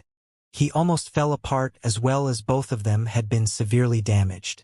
The next instant, the two silver swords got up at the same time and charged towards the places where the black iron swords and bronze swords gathered together. Both of them were unable to keep fighting, so they had to kill some lower-grade swords to repair themselves first. Just then, a white light appeared and blocked the older silver sword's way. Lang Qingshan's face on the blade sported a cold expression. While Yang Kai had been battling against the older silver sword, Lang Qingshan managed to kill 200 or 300 swords, which allowed him to become a silver sword as well. At the most critical moment, he came over and gave Yang Kai a hand. The old silver sword's expression turned livid and he became rooted to the spot. A moment later, Yang Kai returned to the battlefield. His blade was still slightly damaged, but after he absorbed a lot of energy, there wasn't a risk of his blade breaking anymore. Watch out for his sword wave, Yang Kai warned Lang Qingshan as he stared at the flickering glow around the older silver sword. His sword wave was indeed formidable, and if it weren't for Yang Kai dodging it in time, he would have fallen into a miserable condition. Sir, you have to be careful as well, Lang Qingshan replied and leapt into the air before bringing himself down on the old silver sword. At this life-and-death moment, the older silver sword naturally wouldn't wait to die, so he immediately went all out with Lang Qingshan. From the side, Yang Kai bolted forward and joined the battle. Presently, it was two swords fighting against one, and although the older silver sword was able to release sword waves, there was no way he could survive. After just an instant of time, Yang Kai found a chance and hacked at the biggest crack in his enemy's body. Following a clang, the older silver sword broke in two and a thick light exuded from the broken sword and penetrated Yang Kai's figure. Yang Kai examined himself and realized that his blade had been fully restored while a silver glow radiated from his body, which seemed much sturdier than before. Killing an opponent in the same grade had benefited him greatly. Besides that, after absorbing the older silver sword's essence, Yang Kai could feel that he had gained something new. A thought flashed through his mind as a sword wave exuded from the tip of his blade. Ha ha! He guffawed. Seeing the older silver sword able to use a sword wave just now, Yang Kai felt jealous. He thought that it would take him a longer time before he could use a similar skill, but he hadn't expected that his wish had come true so soon. Now, it seemed that he had inherited the old silver sword's powers after absorbing his energy and essence. With the sword wave as one of his skills, Yang Kai figured his power had increased by over 30%. Sir, how should we deal with these guys? Kill them all? Lang Qingshan stared at the front and asked. Initially, there were over 1,000 swords of different grades in the valley. However, Lang Qingshan had destroyed about 200 to 300 of them, and during the battle between Yang Kai and the older silver sword, they had shattered quite a large number of weaker swords. Presently, only half of the swords were left, most of which were rusty iron swords. There were also over 20 black iron swords and some bronze swords. At this moment, these swords were pushing the oars towards Yang Kai, sporting obsequious expressions as they stood there in silence. Seeing that, Lang Qingshan was startled and commented, "It seems that they want to surrender to you." Certainly, Yang Kai had figured it out as well. It seemed that after he killed the old silver sword, these swords had lost the courage to resist, or more accurately, they were simply obeying the rules of this world. Since they've surrendered, we shouldn't kill them. Yang Kai swept a glance over them. After a long battle, both of them came to the realization that in order to upgrade themselves further, it was better for them to kill opponents in the same grade. It wouldn't help much by destroying the lower grade swords. Although there were many such swords in the valley, they wouldn't gain many benefits even if they killed all of them. On the other hand, the ores they had presented attracted Yang Kai's attention. Earlier, he had realized that these ores seemed to contain a mysterious power that could allow a sword to strengthen itself. Just like the swords, the ores were categorized into different grades. There were miscellaneous ores, bronze ores, black iron ores, and so on. Yang Kai had even seen a fist-sized silver ore. Turning around, he hopped towards the silver ore and jabbed his blade into it. As expected, a burst of energy flowed into his figure and helped strengthen him. The benefits were not as great as killing a silver sword, but it was better than nothing. After just a moment, the power within the silver ore was completely absorbed by Yang Kai, whereupon the ore crumbled into dust. Then he went on to gobble up some black iron ores and realized that the result was the same. He had to swallow the power of 10 ores to gain the same benefits as killing a sword of the same grade. Nevertheless, it was clear to Yang Kai now why the older silver sword kept these subordinates instead of killing them. By leaving them here to mine ores, he would have an inexhaustible source of energy to strengthen himself. However, if he killed them, the benefits were only one-off. Naturally, it was better to keep them alive to work for him. After ordering the swords to keep mining ores, Yang Kai and Lang Qingshan went around to absorb the power within the ores to nourish themselves. 5 days later, while Yang Kai was absorbing the power of an ore, Lang Qingshan returned to the mine with some other black iron swords and said excitedly, "Sir, we found a place where there are 3 silver swords." Yang Kai's gaze brightened. "Where is it?" Lang Qingshan wanted to point out the direction, but he had no limbs. Helplessly, he replied, "It's northwest of here, and it'll take us about a day to reach there." "How many swords are there?" With a solemn expression, Lang Qingshan said, "There are a lot of swords. According to my estimation, there are over 5,000 in total. Besides the 3 silver swords, there are also over 200 black iron swords." Yang Kai tuted, "There are indeed a lot of swords, but that doesn't mean they're more powerful than us. Qingshan, bring these swords with us. We're going to launch an attack." An excited Lang Qingshan replied, "Yes, sir." In the past few days, they had been absorbing the energy within the ores, but the effects had been negligible. Yang Kai came to the realization that in order to quickly increase his strength, he couldn't rely on sucking in the power in these ores. If he wanted to stay in this world for a long time, this plan could work in the long term. However, he was eager to master the principles of this world and obtain its world fruit, so he had no time to waste. The best way was still to kill opponents in the same grade. Killing the 3 silver swords would provide the same energy as absorbing the power in the ores for 3 months. 1 day later, Yang Kai's force arrived at a valley that was much larger than the one they had previously occupied. On the cliff existed many mine passageways where swords of different grades continuously entered and left the place to mine ores. 3 silver swords were standing at different spots with mountains of ore piled before them from which they absorbed streams of energy. Yang Kai was standing on a hill while Lang Qingshan was just beside him. Behind them were the hundreds of swords that had come with them. Although they had several hundred swords on their side, they paled in number when compared to their opponents. There were 10 times more swords on the opposing side, so if they got into a frontal fight, the swords on Yang Kai's side would be easily destroyed.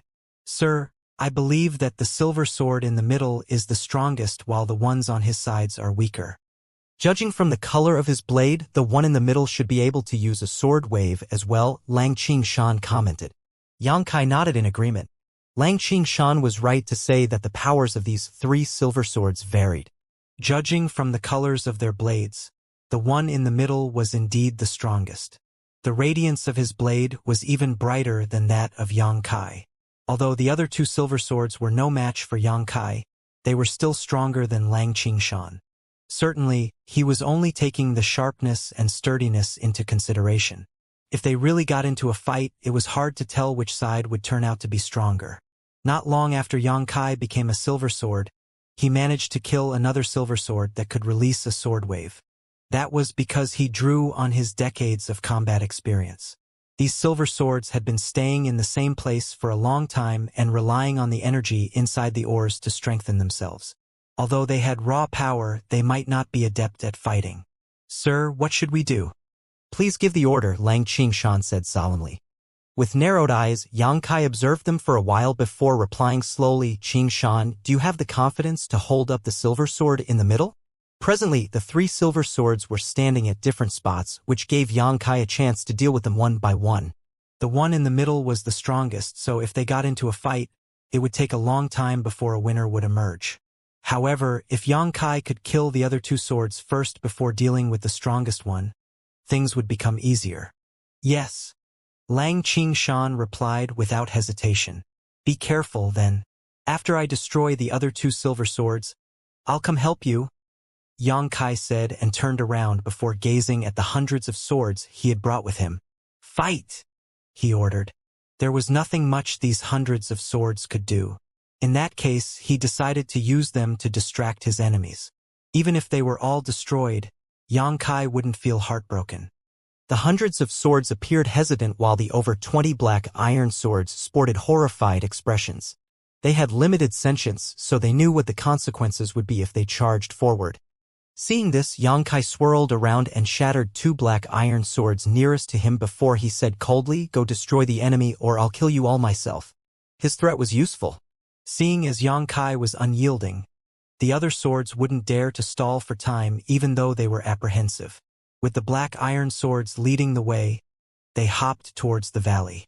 The swords in the valley finally noticed them. The 3 silver swords stopped absorbing the energy from the ores and turned to look in that direction.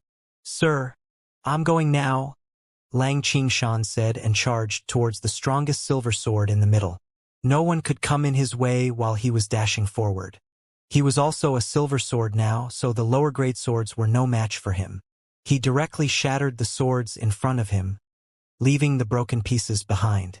Seeing as the swords in the valley were distracted, Yang Kai started making a move. Instead of dashing towards the valley, he headed to another peak. Clanging sounds were continuously heard in the valley as the swords on Yang Kai's side broke apart. Beams of light shot into the enemy's figures and strengthened their blades. Seeing that, Yang Kai reckoned that all his swords would be destroyed within an hour. He had already expected this though, so he still steadfastly bolted towards the peak. Looking down, he saw a silver sword gazing attentively at the battlefield, completely unaware that danger was right above his head. Following that, Yang Kai leapt into the air and brought himself down on the silver sword. The wind howled as a sword wave exuded from the tip of his blade while murderous intent exploded. By the time the silver sword realized that something was off, it was already too late. Yang Kai directly landed a fatal blow on the opponent's hilt, sending his sword wave into the blade and breaking it to pieces.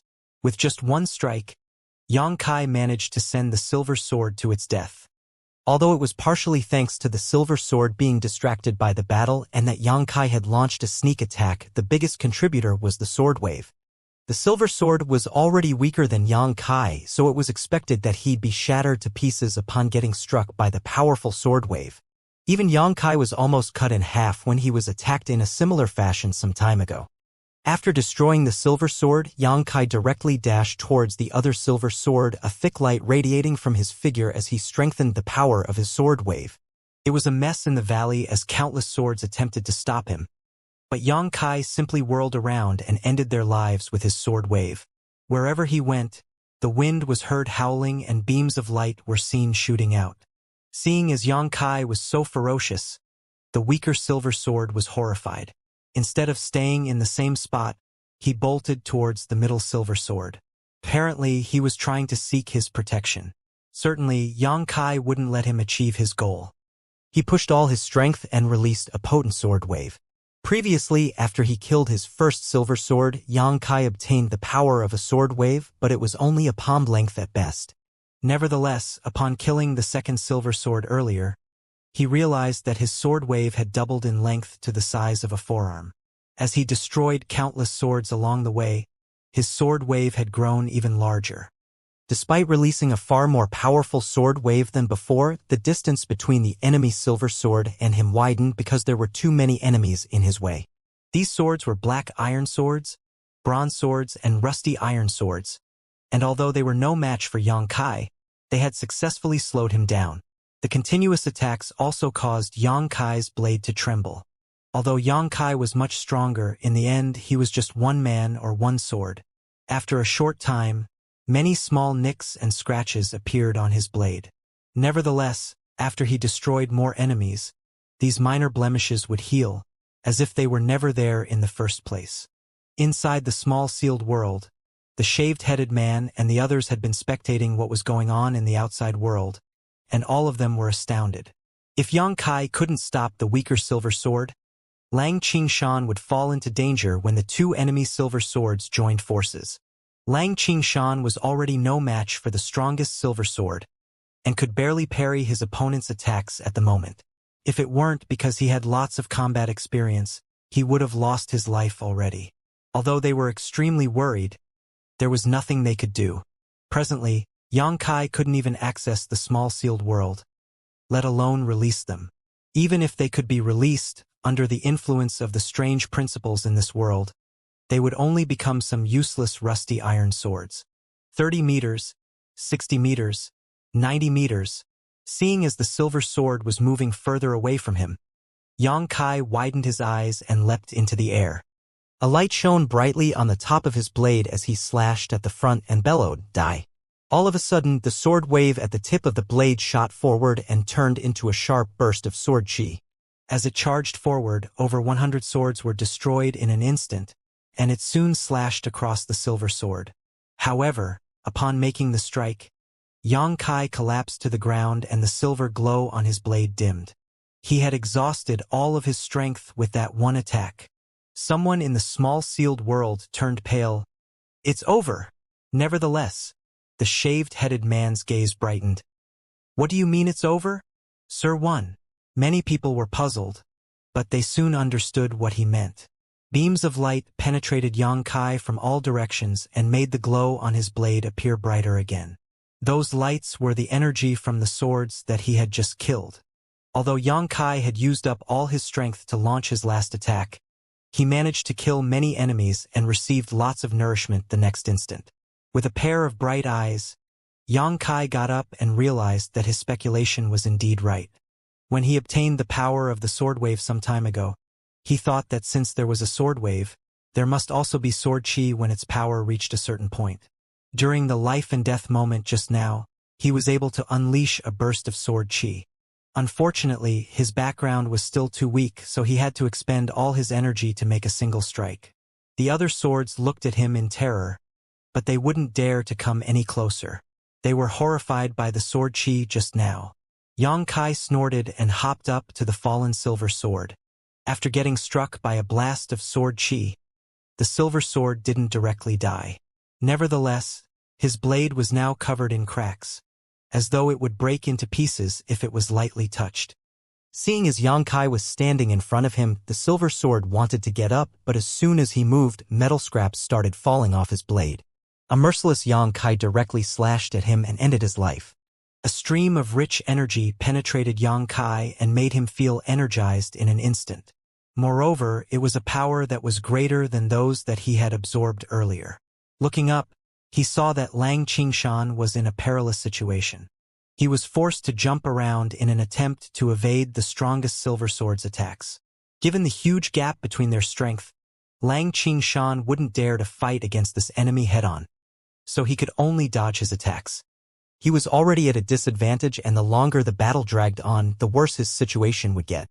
If things continued, and if Yang Kai couldn't lend him a hand in time, Lang Qingshan would die within an incense stick of time. At the most critical moment, though, Yang Kai was heard shouting, "Qingshan, retreat!" Without hesitation, Lang Qingshan left the battlefield, while Yang Kai whizzed past him and parried the opponent's attack. 1 hour later, following a loud crack, the last silver sword shattered. With his blade damaged, Yang Kai stood firmly on the spot and basked in the energy that was streaming into his figure. Soon, his blade was repaired. Initially, the silver sword was slightly stronger than Yang Kai. However, after Yang Kai killed the other 2 silver swords and countless of his subordinates, he grew to be just as strong. Since they were equally matched in terms of power, there was no way the silver sword could survive Yang Kai's assault. After the life and death battle, he eventually died along with his companions. The noises slowly died down. After the 3 silver swords were destroyed, there were no more leaders for the thousands of swords in this valley. In an instant, they gave up any attempt to resist. Just like what happened in the first valley, the black iron swords in this place pushed the oars towards Yang Kai to indicate that they had surrendered. Perhaps this was the rule in this world. As long as one could kill the leader of the enemies, they could get his opponent's subordinates. Yang Kai had brought hundreds of swords with him, and after the battle, the number of his subordinates had increased by tenfold. It could be said that he had gained a handsome reward. The ores in this valley were also much richer than those in the previous one. Many of the ores that had been excavated were silver ores. If Yang Kai and Lang Qingshan could absorb the power in them, it would be greatly beneficial to them. That was not to say there were only gains. Yang Kai suffered an immense loss as the hundreds of swords he had brought with him were almost wiped out, while the thousands of swords that were originally in this valley had suffered heavy casualties and damage. Yang Kai simply told Lang Qingshan to kill the tattered swords to help restore his power as well as get rid of some burdens. They went on to stay in this valley for the next few days to absorb the power in the mind ores. The ordinary ores were no longer useful for them, so they only drew in energy from the silver ores. The rest of the ores were given to the others, which helped those black iron swords increase their strength. 7 days later, Lang Qingshan's power had increased significantly, and he was also able to use a sword wave now. During this period of time, Yang Kai sent out over 10 teams to scout the surroundings. If he and Lang Qingshan wanted to grow their power, they had to look for more silver swords to kill. However, they were not aware of where the silver swords were located in this world inside the fruit, so they had no choice but to take it slow. Fortunately, the scout teams returned and brought some useful information back. 2 days later, they set off on their journey. Under the leadership of Yang Kai and Lang Qingshan, thousands of swords headed to their destination in an imposing manner. After just 3 days, they reached a location that was managed by a silver sword. This location was similar to the first place Yang Kai managed to snatch, with only 1 silver sword in charge and hundreds of swords working under him. Certainly, they were not able to resist Yang Kai's army. Thousands of swords charged forward and easily destroyed their enemies. Yang Kai and Lang Qingshan directly dealt with the silver sword, who wasn't even able to use a sword wave yet. After just 2 moves, Yang Kai managed to end his life. Since the leader was dead, the rest of the swords immediately surrendered. Without stopping, Yang Kai led his army and headed to the next silver sword's base. These attacks continued on at a brisk pace. There were easy battles as well as difficult ones, and it was not long before Yang Kai's army had grown from thousands to several tens of thousands to now 100,000, just like a rolling snowball. Besides quantity, their collective power had increased as well. There were many new silver swords under Yang Kai's leadership now. These silver swords were originally black iron swords that, as they assisted Yang Kai and Lang Qingshan in battle, killed countless enemies and absorbed their opponent's energy, which allowed them to ascend to become silver swords. Besides Yang Kai and Lang Qingshan, there were over 50 silver swords in this 100,000-strong army with several thousand black iron swords. Yang Kai was experienced in leading an army, so he divided the 100,000 troops into more than 50 teams. Every team was led by a silver sword, and as they worked well with one another on the battlefield, they could always win each battle even if there were more swords on the opposing side. Presently, they were taking a rest atop a certain mountain. Yang Kai was standing on the crest while the glow on his blade suggested that he might achieve a breakthrough soon. Lang Qingshan was standing just behind him. Qingshan, how long have we been in this place? Yang Kai suddenly asked. Without hesitation, Lang Qingshan replied, Sir, we will have been here for half a year in 4 days. Half a year? Yang Kai tooted. Previously, he had been held up in the world of bubbles for a month. He thought that it was already a pretty long time, but he hadn't expected to get stuck in this world of swords for half a year. Although time passed faster in the world inside the fruit than in the outside world, Yang Kai felt he had stayed in this place for far too long. In the past 6 months, even though Yang Kai and Lang Qingshan had gained lots of rewards and had been continuously growing stronger, they had yet to find out how to unravel the secrets of this place. Initially, Yang Kai thought that by launching more attacks, he would begin to see a glimmer of hope. But now he realized that he still had not the foggiest idea of what he needed to accomplish in this world. This was a little distressing. If he had no idea how to decode the secret in this world, he would not have a goal, thus losing motivation to keep putting more effort into it. It was no wonder that Sujin said there was a danger associated with entering a world fruit. If they couldn't unravel its secrets, they might get stuck inside the fruit forever. Presently, he and Lang Qingshan were trapped inside this world, so it was pointless for them to have 100,000 army follow them. What made Yang Kai feel even more depressed was that he seemed to have reached a bottleneck as a silver sword. Even if he destroyed more swords, his power wouldn't increase one bit, nor could he ascend to the next level. Lang Qingshan was in the same situation. Yang Kai had reached the peak of his power before Lang Qingshan did, but in the past 6 months they had wiped out countless bases and Lang Qingshan had destroyed innumerable silver swords. After absorbing so much power, he had also reached this bottleneck. Yang Kai even doubted whether the next level even existed. Perhaps in this world of swords, silver swords were already the most powerful existences. If that was the case, how were they supposed to leave this place? He had asked the other silver swords about it, but they knew nothing as well. These silver swords were all upgraded from black iron swords, so the information they had was rather limited. Just then, a silver sword leapt onto the crest with an excited expression. Sir, we've found new enemies. Yang Kai turned to look at him and asked nonchalantly, How many are there? There are over 10,000 swords. The silver sword skipped towards Yang Kai and pointed at the bottom of the mountain with his blade. In 1 hour, they will pass by this place. After giving it a thought, Yang Kai said, Qingshan, you handle it. Although there were over 10,000 swords on the opposing side, they were too weak when compared to Yang Kai's 100,000 army. It wasn't necessary for him to personally make a move, and he wouldn't get any benefits by killing more opponents, so he'd rather preserve his strength. After receiving the order, Lang Qingshan left to carry out his task while Yang Kai looked up at the sky with his deep gaze. The information that had been collected was right. After just 1 hour, an army of swords came into Yang Kai's sight. In this peculiar world, most swords would stay only in one place, and they wouldn't easily move around. They would only look for a new location when all the ores had been excavated in their original mine. This 10,000 army was clearly looking for a new mine. However, after just a glance, Yang Kai became startled and frowned. That was because there seemed to be too many silver swords in this army. Usually, there were only 6 or 7 silver swords in a 10,000-strong army. Nevertheless, Yang Kai could see that there were almost 40 silver swords in this troop. That was an astonishing ratio because there were just over 50 silver swords in Yang Kai's 100,000 army. Despite that, Yang Kai wasn't too worried. In the past 6 months, he had led his army to take part in countless battles, and they had also gone against several armies with 100,000 swords as well. Therefore, he believed he could destroy this 10,000 army easily. To be safe, he told a silver sword to send a message to Lang Qingshan to keep his guard up. A moment later, the battle began.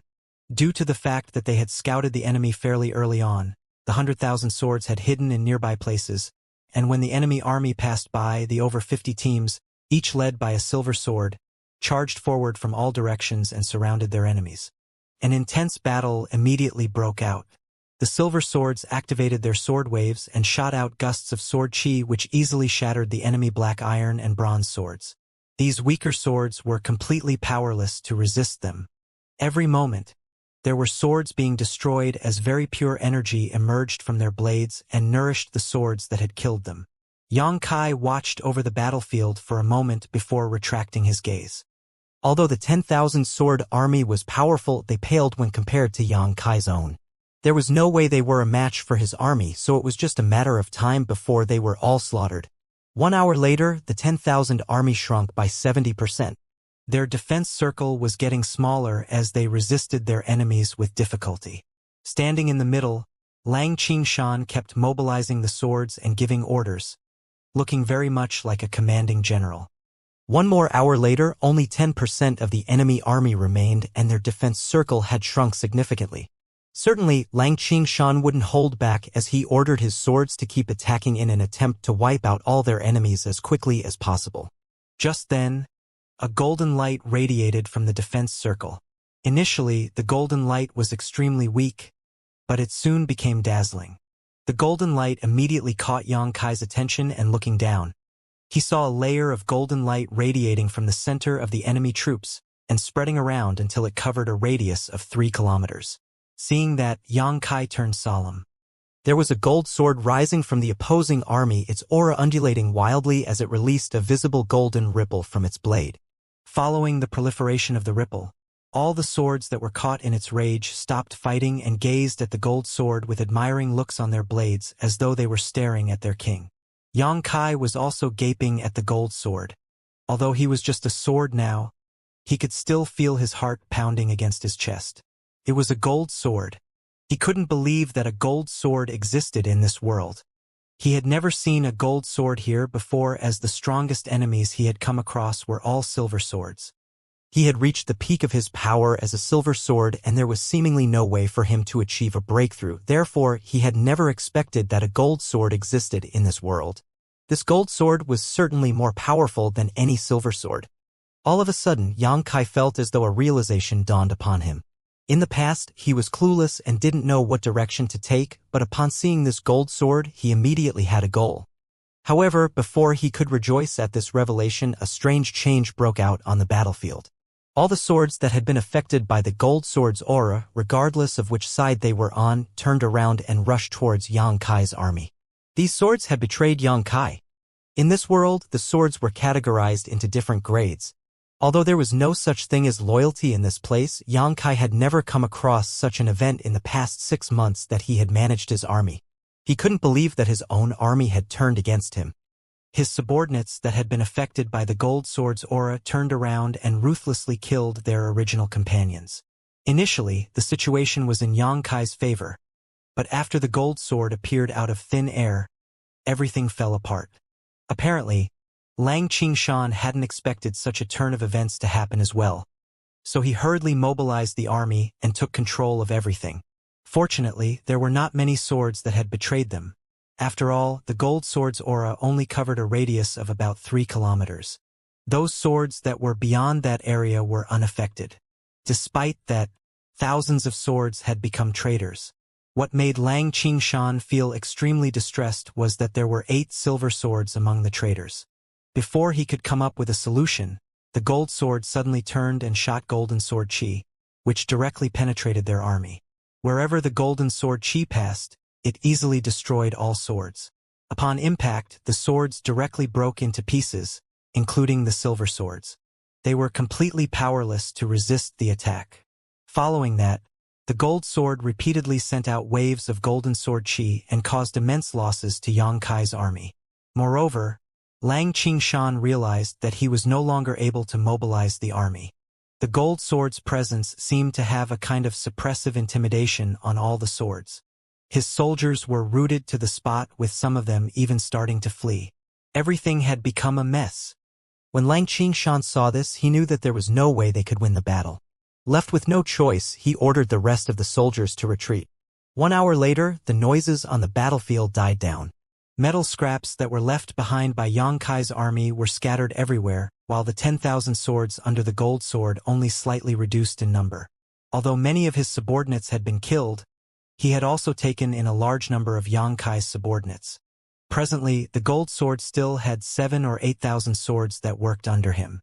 With a pair of bright eyes, Yang Kai gazed at the battlefield and stared fervently at the gold sword. He was pondering whether he stood a chance to defeat the gold sword if he joined the battle.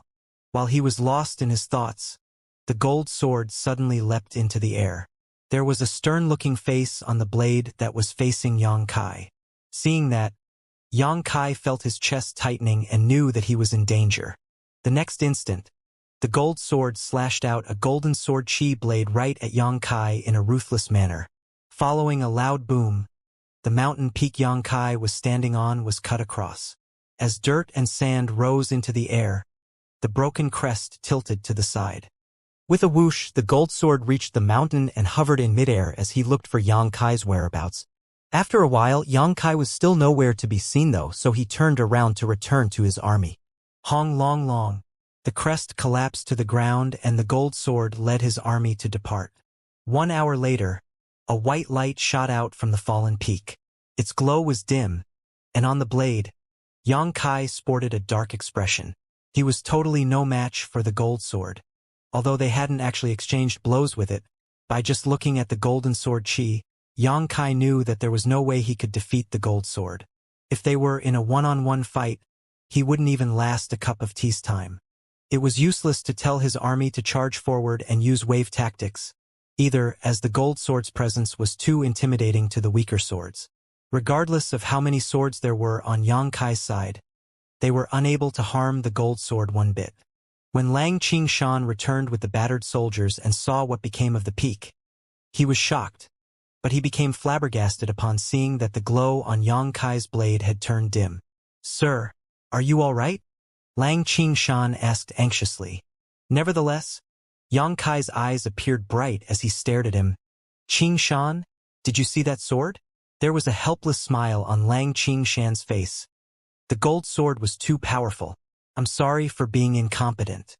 Please punish me." They had suffered immense losses in the battle. After some calculations, Lang Qingshan realized that only 70% of the original 100,000 army was left. They had lost 30,000 swords in the battle, including more than 10 silver swords. Yang Kai's army had shrunk by 30%, so Lang Qingshan was gripped by a feeling of guilt. Yang Kai said, "You cannot be blamed for the failure. The gold sword was simply too overwhelming. What's more, he could fly.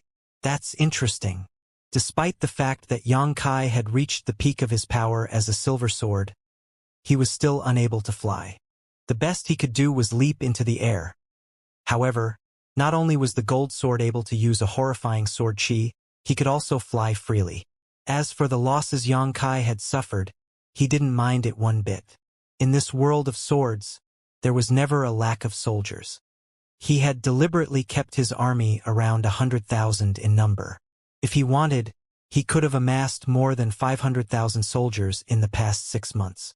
Therefore, he didn't mind losing some soldiers as he could simply recruit new ones quickly. Nevertheless, the existence of the gold sword was like a glimmer of hope in the darkness of night for him. Since there was a gold sword, it meant that he could also reach that grade. By then, he might be able to unravel the secrets of this world. The problem was how he could achieve such a breakthrough. Was there a secret method he was unaware of? He had tried killing many silver swords, but that yielded no result. Since it wasn't the right way, was there anything else that he needed to comprehend? But, as a sword, how was he supposed to comprehend anything in the first place? A few days later, they found a new location that was pretty expansive. There were over 20,000 swords that were led by more than 10 silver swords. Just like Yang Kai and Lang Qingshan, the strongest silver sword had reached the peak of his power. After a quick battle, they easily snatched this mine. Yang Kai and Lang Qingshan joined forces and defeated the leader, but they didn't rush to kill him. There was a face of a middle-aged man on the blade of the strongest silver sword, and presently he sported an apprehensive expression. "I have something to ask you." Yang Kai stared calmly at him. "If you can answer me, I will spare your life." Like a drowning person clutching at a straw, the silver sword hurriedly said, "Please ask. How does one become a gold sword?" Yang Kai looked fervently at him. The silver sword became startled as he hadn't expected Yang Kai to ask such a question. But he still answered honestly, "You can become a gold sword as long as you obtain the golden liquid." "The golden liquid?" Yang Kai said doubtfully. "What is that and where can I find it?" The silver sword replied, "One only finds golden liquid in gold ores." Gold ores? A startled Yang Kai swept a glance over the ores in this mine and fell into a dazed state for a moment before bursting into laughter. At that instant, he realized that he had always ignored the key to achieving his breakthrough. He was always curious about why these silver swords only stayed in the same locations and told their subordinates to mine ores. If the purpose was simply to increase their own strength, it was too inefficient. Now, it seemed that besides trying to strengthen themselves, they were also making preparations to become gold swords. The gold ores must be extremely rare, which was why Yang Kai had never seen them despite the fact that he had snatched quite a large number of mines. The silver sword in front of him must have stayed in this grade for a long time, which was why he was aware of this information. The silver swords under Yang Kai were all upgraded from black iron swords, which was why they had no idea about this secret. Now, he had finally figured out that the ores were the key to helping him become a gold sword. "Xianxia!" Yang Kai called out. Xianxia immediately leaped into the air and slashed at the strongest silver sword that was already covered in cracks. Turning around, Yang Kai gazed at the huge mine and grinned, "Tell them to start mining ores right away." Xianxia grunted in acknowledgement before passing down the order. After that, clanging sounds were continuously heard in the mine. Without being idle, Yang Kai told Xianxia to take charge of this place, then he led 10,000 soldiers to occupy other mines. Gold ores were clearly extremely rare, and he might not be able to find them in this mine, so Yang Kai had to make preparations. They went on to snatch more mines and repair themselves by killing other swords. Like a snowball, the army was growing larger day by day. After they occupied a mine, Yang Kai would leave a silver sword behind to be in charge of mining operations. In just 1 month, Yang Kai had taken control of 6 large mines. There were several tens of thousands of swords in each mine that worked tirelessly to excavate ores. After that, Yang Kai settled in a certain spot. Xianxia would patrol around the mines they had occupied so far, and as soon as any gold ore appeared, he would immediately report it to Yang Kai. Yang Kai didn't trust the other silver swords that worked under him. If they absorbed the power of those gold ores without informing him about it, that would be a huge loss for him. Therefore, Xianxia had no choice but to work harder. As time passed, countless ores were excavated every single day, but the gold ore Yang Kai had been looking for was still nowhere to be found. He was already aware that gold ores were extremely rare, but he had never expected that it was so difficult to find even one. He had about 300,000 soldiers that continuously mined ores for him in 6 locations, but not a single gold ore had appeared. 4 months later, Xianxia came to Yang Kai with an excited expression and told him that a gold ore had been excavated in one of the mines. An elated Yang Kai hurriedly left with him. Upon arriving at their destination, Yang Kai indeed saw a glittering gold ore lying in an open space. It was surrounded by swords and no one else could go near it. Suppressing the excitement in his heart, Yang Kai hopped up to the gold ore and realized that it was only the size of a plate. The surface was uneven, but it radiated an alluring glow. He stared at the gold ore and fell into a dazed state for a long time. It wasn't until Xianxia called out to him that Yang Kai sighed and said, "It's been 1 year since we came to this world. I hope this gold ore will help us work out its deepest mysteries." Upon finishing his words, Yang Kai leapt into the air and jabbed his blade into the gold ore. Following that, a pure energy streamed into Yang Kai's figure. He could clearly feel that there was something else in the gold ore, which he supposed was the golden liquid. Knowing that he was bound to achieve a breakthrough, Yang Kai was filled with joy. As expected, as the energy of the gold ore penetrated his body, Yang Kai could clearly feel his strength increasing rapidly, and the bottleneck that had been troubling him shattered in an instant. The silver glow on his blade was now replaced by a golden one, and a golden aura began swirling around his blade. It was a difficult battle. On the flatland, armies from opposing sides were clashing with one another.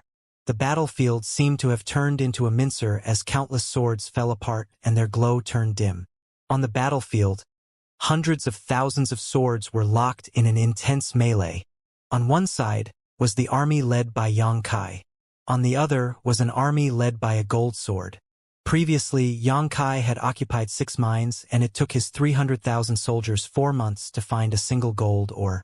After absorbing the power within the gold ore, he successfully became a gold sword. Nevertheless, this approach was too inefficient. No one knew when he would be able to find the next gold or, in order to further improve himself, it was better to look for another gold sword and kill it. In this world of swords, there weren't many gold swords, so it took a month of searching by several teams to finally find one. Without hesitation, Xianxia summoned his armies and waged war against the enemy. Hundreds of thousands of swords clashed. Countless swords had been broken, but there were also swords that absorbed enough power and ascended to the next grade. However, this was not the key to winning the war. The battle in the sky was. Presently, two gold swords were circling around as though they were dancing in the sky. Their golden sword chi broke through the void in an imposing manner. Both swords were incredibly fast, with one of them appearing noticeably brighter than the other.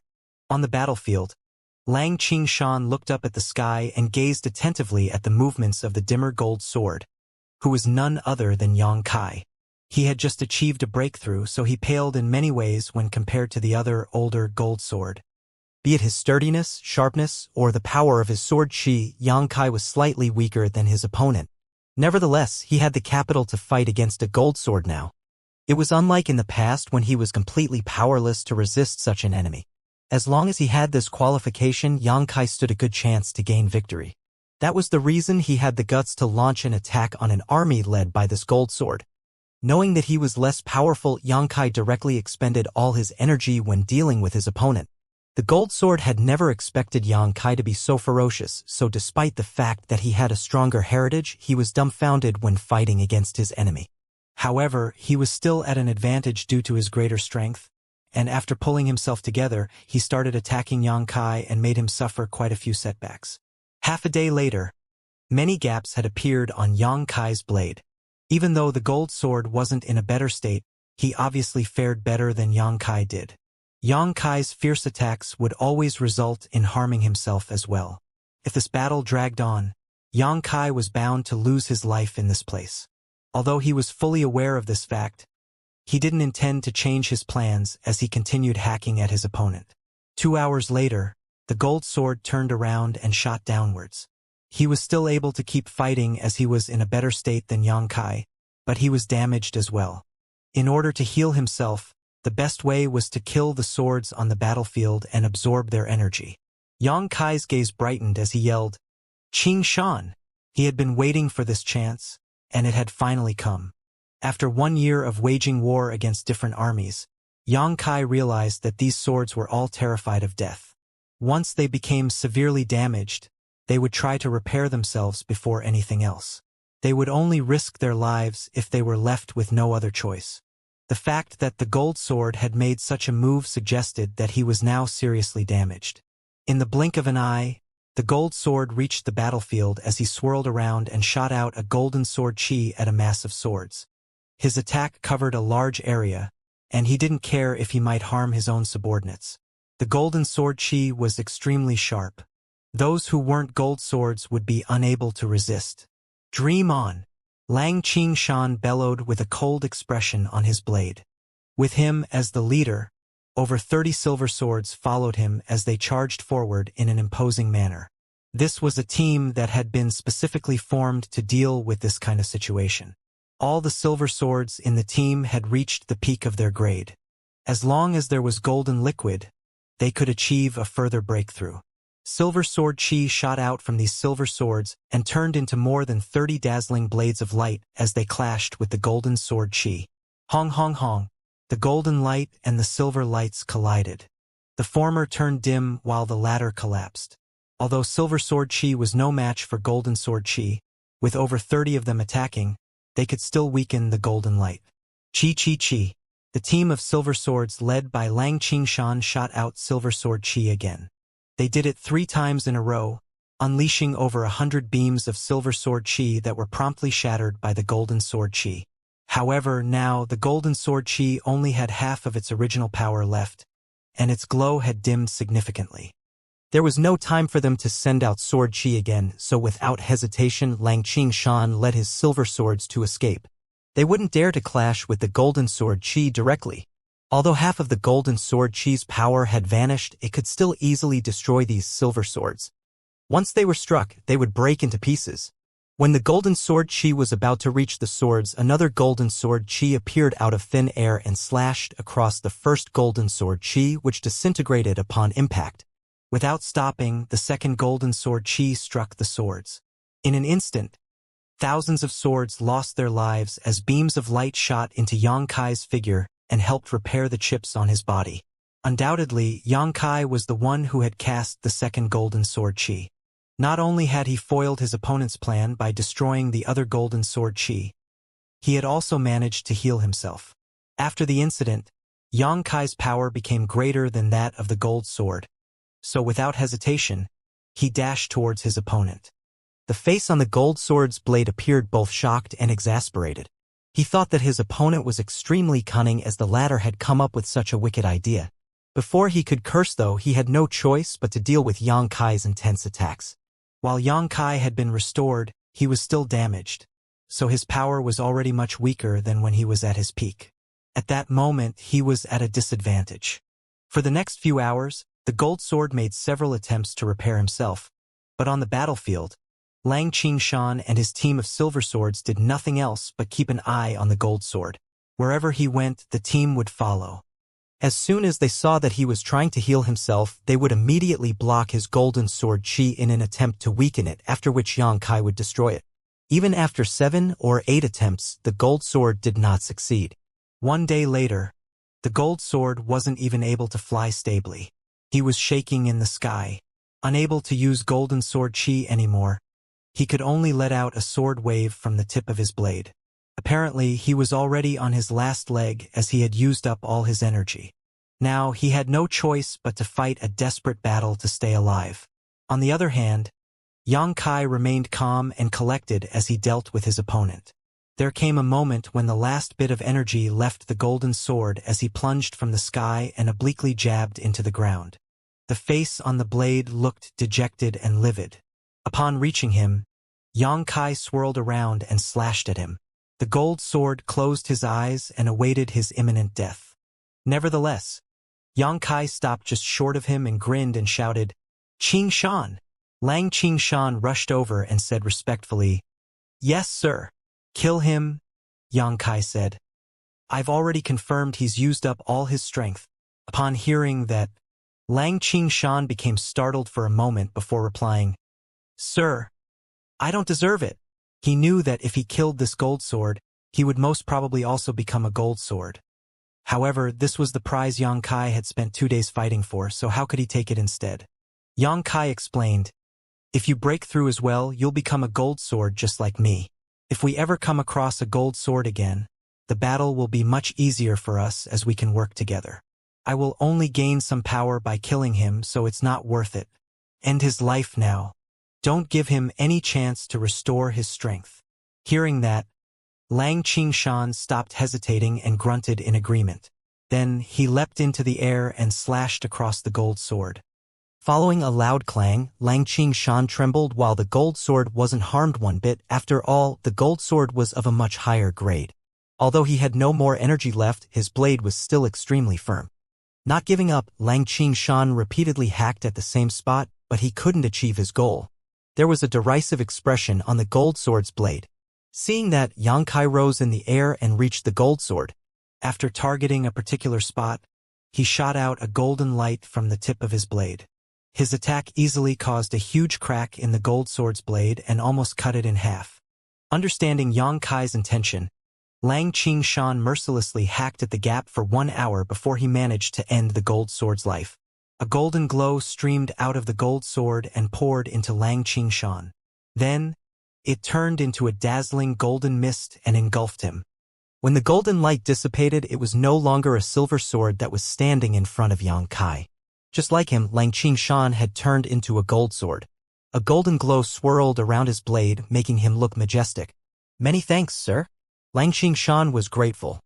Realizing that he had become much stronger, he appeared elated. In order to become a gold sword, one could either swallow the golden liquid in a gold or kill a gold sword and absorb its power, just like what Lang Qingshan had done. Xianxia used the first method while Lang Qingshan took the second approach. Turning around, Xianxia swept a glance over the battlefield. After the gold sword was killed, the noises on the battlefield died down. The gold sword soldiers stopped resisting and gazed at Yang Kai with admiring looks on their faces. It was the rule in this world. As long as one could kill the leader of an army, he could take over his soldiers without any hindrance. Yang Kai originally had 300,000 soldiers while the gold sword had 400,000. There were 700,000 swords in total that had battled against one another for 2 days. Now only half of them were still alive. Although the number of soldiers had shrunk, their collective power didn't decrease one bit. Among these over 300,000 soldiers, there were many silver swords and countless black iron swords. In any battle, as long as one wasn't shattered, he would reap a handsome reward if he managed to survive in the end. When a loud crack was heard, a gold sword broke into pieces. A golden light streamed out of the sword and enveloped Yang Kai, which nourished and strengthened him. It had been a year since Yang Kai helped Lang Qingshan destroy the first gold sword.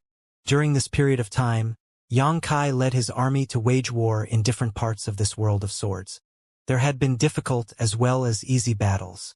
As they destroyed army after army, countless gold swords had been shattered by Lang Qingshan and him. Presently, both of them had reached the peak of their powers as gold swords, and they were unable to improve any further. Besides that, there were over 10 gold swords that worked under them now. They couldn't find a way to upgrade themselves, so they could only let their subordinates gain the benefits. Nevertheless, Yang Kai was still on top of everything as he couldn't let his subordinates overpower him lest any unexpected events take place. After 1 year of campaigning, he had amassed over 1 million soldiers. There wasn't even a single rusty iron sword or bronze sword among these 1 million swords. The lowest grade ones were black iron swords, while the majority of them were silver swords. It was apparent that his army had smashed countless swords in the past year, which was why they had grown to be so powerful. The reason he had gathered all his soldiers together today was to prepare for the final battle. When they were on an expedition half a year ago, they found a gigantic mine where there were over 1 million swords, which was as great as Yang Kai's army. There were over 10 gold swords on the opposing side as well. Moreover, that location was the only remaining mine in this world of swords they hadn't raided. As long as Yang Kai could destroy the other party, he would have no more opponents in this world. By then, perhaps he and Lang Qingshan could leave this world. This was the only clue he had found, so Yang Kai would never let it slip through his fingers. After a rest, they set off on their journey. The sword chi of these imposing 1 million soldiers surged and penetrated the sky.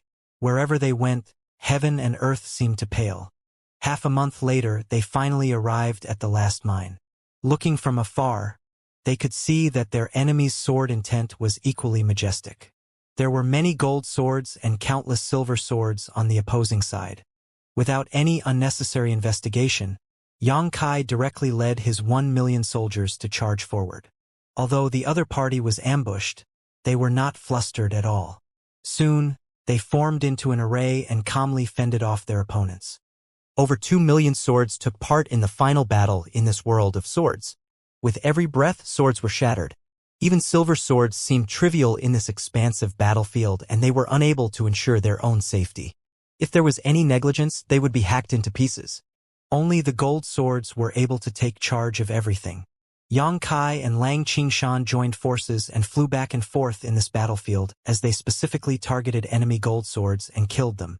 Both of them had reached the peak of their powers as gold swords, so even if either of them was on their own, they were able to easily destroy the average gold sword, not to mention now that they were working together.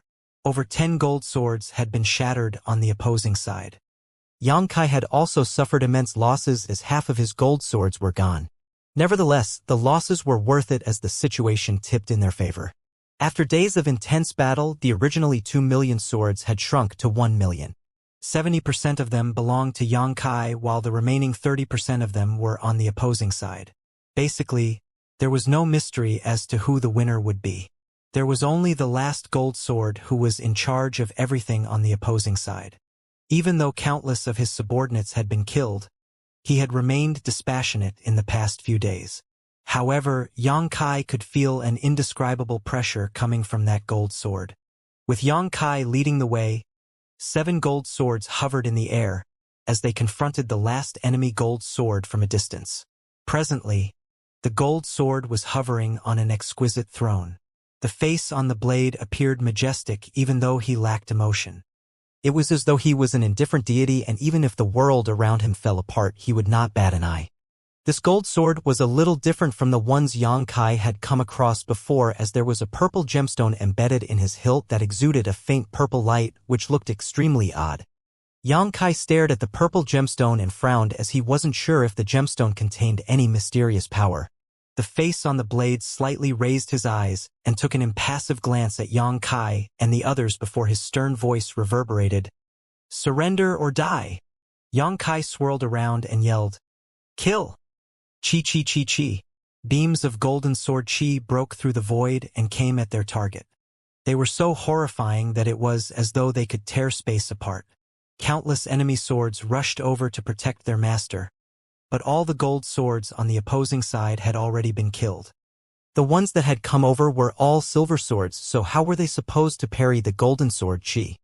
Upon impact, they immediately shattered. Despite that, those silver swords were not afraid of death, as they continuously charged forward to block the attack. The golden sword chi shot past them, leaving countless metal scraps behind. Xianxia was stunned because the beams of golden sword chi had been worn down greatly, to the point that when they reached the enemy gold sword, they disintegrated and didn't harm their target one bit. In order to stop these beams of golden sword chi, several tens of thousands of silver swords had been destroyed in an instant. What was strange was that the silver lights from the silver swords destroyed by Xianxia's army didn't shoot towards Xianxia's side. Instead, they flowed towards the leader on the opposing side. The purple gemstone on the sword's hilt glowed faintly. Following that, he whirled around and slashed out. The whole world seemed to turn pale. No words were good enough to describe this sword's noble bearing. Instead of golden sword chi, the other party had seemingly unleashed a purple lightning strike. Following a thunderclap, all the swords on the battlefield, regardless of which side they were from or their grade, trembled. Xianxia's expression changed as he yelled, "Qing Shan dodge!" Upon finishing his words, he immediately evaded. The purple lightning strike skirted past him. At that moment, time seemed to have slowed down significantly. Xianxia could clearly see that one part of his extremely sturdy blade dissolved upon impact, sending a sense of terror shooting up his spine. He had already reached the peak of his power as a gold sword, so initially, Xianxia believed that no one else could harm him in this world. However, he hadn't expected his blade to be so frail when it was struck by the purple lightning. Xianxia and Lang Qingshan reacted quickly and dodged the attack in time. However, their 5 subordinates were not so lucky. The purple lightning strike flew past Xianxia's blade and shot towards his subordinates. Silently, the 5 gold swords vanished into thin air as though they had never existed before. There wasn't even any trace that could prove they had existed previously. The lightning strike was truly horrifying. Turning around, Xianxia didn't dare to underestimate his opponent, as he stared fixedly at the purple gemstone on his hilt, knowing that it was the key to everything. This world had its own rules. When one killed another sword, he could absorb the other party's energy to strengthen himself. However, the gemstone was able to subvert this rule. Earlier, Xianxia and the others had destroyed several tens of thousands of silver swords, but the powers within those weapons didn't come to them. Instead, they were absorbed by the leader on the opposing side and turned into this lightning strike. At this moment, after the 5 gold swords were shattered, 5 golden lights penetrated the enemy leader's blade, and the purple gemstone on his hilt flickered. Xianxia felt his heart pounding as he was engulfed in the aura of death. While he was still lost in his thoughts, he saw a purple lightning strike breaking through the air and coming at him like a great serpent. There was no way he could parry it. Xianxia immediately shot away, but the purple lightning was relentless. Left with no choice, Xianxia flew around in the sky in an attempt to shake off the attack. After several attempts, he realized that he was unable to do so. The purple lightning seemed to have targeted his aura, so it could easily follow him around. Gritting his teeth, Xianxia plunged and shot into the ground. A sword wave swirled around on the tip of his blade to bore a tunnel for him. Only after a long time did he break out from the ground. The purple lightning had finally been exhausted and dissipated. Turning around, he saw that Lang Qingshan was already fearlessly battling against the enemy gold sword. A pleasantly surprised Yang Kai realized that the gold sword wasn't as strong as he had imagined. Just like Lang Qingshan and him, the gold sword was at the peak of its grade. Yang Kai came to this conclusion upon seeing that Lang Qingshan and the gold sword were equally matched. The enemy's overwhelming power was built around the purple gemstone, which could unleash purple lightning. In order to use the purple lightning, though, he had to absorb a lot of energy first. For the first strike, he used the energy of all those fallen silver swords, and for the second strike, he sucked in the powers of 5 gold swords. If there was no free energy for him to take in, he might not be able to release the purple lightning. Instantaneously, Yang Kai figured out everything. Without hesitation, he charged towards the battlefield and joined forces with Lang Qingshan to launch a series of attacks against the enemy gold sword. At that moment, sword waves were seen glittering as the 3 gold swords were locked in an intense battle. All of them stood at the peak of gold swords, but Yang Kai and Lang Qingshan were at an advantage as it was 2 against 1. Over the past 2 years, they had joined forces countless times to deal with numerous enemies, so they could read each other's intentions without any verbal communication. Presently, the situation was in their favor. However, there wasn't a tinge of fluster behind the enemy gold sword's gaze. Instead, he sported a derisive expression. Yang Kai had no idea why the gold sword was still so calm and collected, but based on his observation just now, as long as the gold sword had no chance to absorb any energy, there was no way he could use the purple lightning, without which Yang Kai and Lang Qingshan could definitely defeat him. Just as Yang Kai thought this, though, the purple gemstone on the gold sword's hilt flickered. As the purple light flickered, a mysterious power streamed out of the gemstone and spread around. The next instant, Yang Kai's expression changed because under the influence of that power, he saw that a thread of golden aura was streaming out of his figure and penetrating the leader of the enemy forces. The same thing was happening to Lang Qingshan. They traded glances and saw the horror behind each other's gazes. The last gold sword on the opposing side was able to forcefully absorb powers from other swords. Upon that realization, Yang Kai and Lang Qingshan hurriedly sealed off their own auras to prevent them from leaving their bodies. They had reached the peak of their powers as gold swords, so their blades were extremely sturdy, and they were able to resist the purple light's effects. However, the other swords on the battlefield were not capable of doing that. Cracking sounds were continuously heard as countless swords broke apart for no reason. Lights of different colors wafted from the broken swords and gushed into the leader on the opposing side from all directions. At that instant, several tens of thousands of swords, regardless of which side they were from, shattered. The purple lightning appeared again, like a thunder dragon coming right at Yang Kai and Lang Qingshan. Certainly, they wouldn't dare to parry it as they separated and dashed in opposite directions. The thunder dragon ignored Yang Kai and raced after Lang Qingshan, as though it was determined to kill him. Seeing that, Yang Kai returned and swept a gush of sword chi against the gold sword. Presently, he was unable to lend Lang Qingshan a hand. The purple lightning was too horrifying, and anyone would immediately lose their life when struck by it. He could only pray that Lang Qingshan was smart enough to shake off the lightning. Yang Kai and the gold sword were equally matched as they launched into an intense struggle. Neither of them could gain the upper hand as they were both at the peak of their grade. Although Yang Kai's blade had been damaged by the purple lightning earlier, he was more experienced than the gold sword when it came to battles, which was why he wasn't at a disadvantage when going against the other party. After a stick of incense, Lang Qingshan came back with a battered figure. Yang Kai took a glance at him and realized that his blade had been damaged by the purple lightning, but he wasn't at risk of losing his life. Instead of immediately assisting Yang Kai, Lang Qingshan ordered their remaining troops to retreat and stay as far away from the battlefield as possible. Seeing that, Yang Kai breathed a sigh of relief and thought that Lang Qingshan was truly clever. If he were Lang Qingshan, he would have done the same thing. The purple gemstone on the gold sword's hilt was too unpredictable. Not only could it intercept the powers that were supposed to go to the killers, but it could also forcefully absorb energy from the swords that were still alive. If the 700,000 or so remaining swords stayed, they would only serve as a source of power for the gold sword to use the purple lightning again. Soon, all other swords were out of sight. A moment later, Lang Qingshan returned to the battlefield. All of his damaged parts had been restored and the glow on his blade was dazzling. Apparently, he had healed himself. Upon returning to the battlefield, he traded glances with Yang Kai.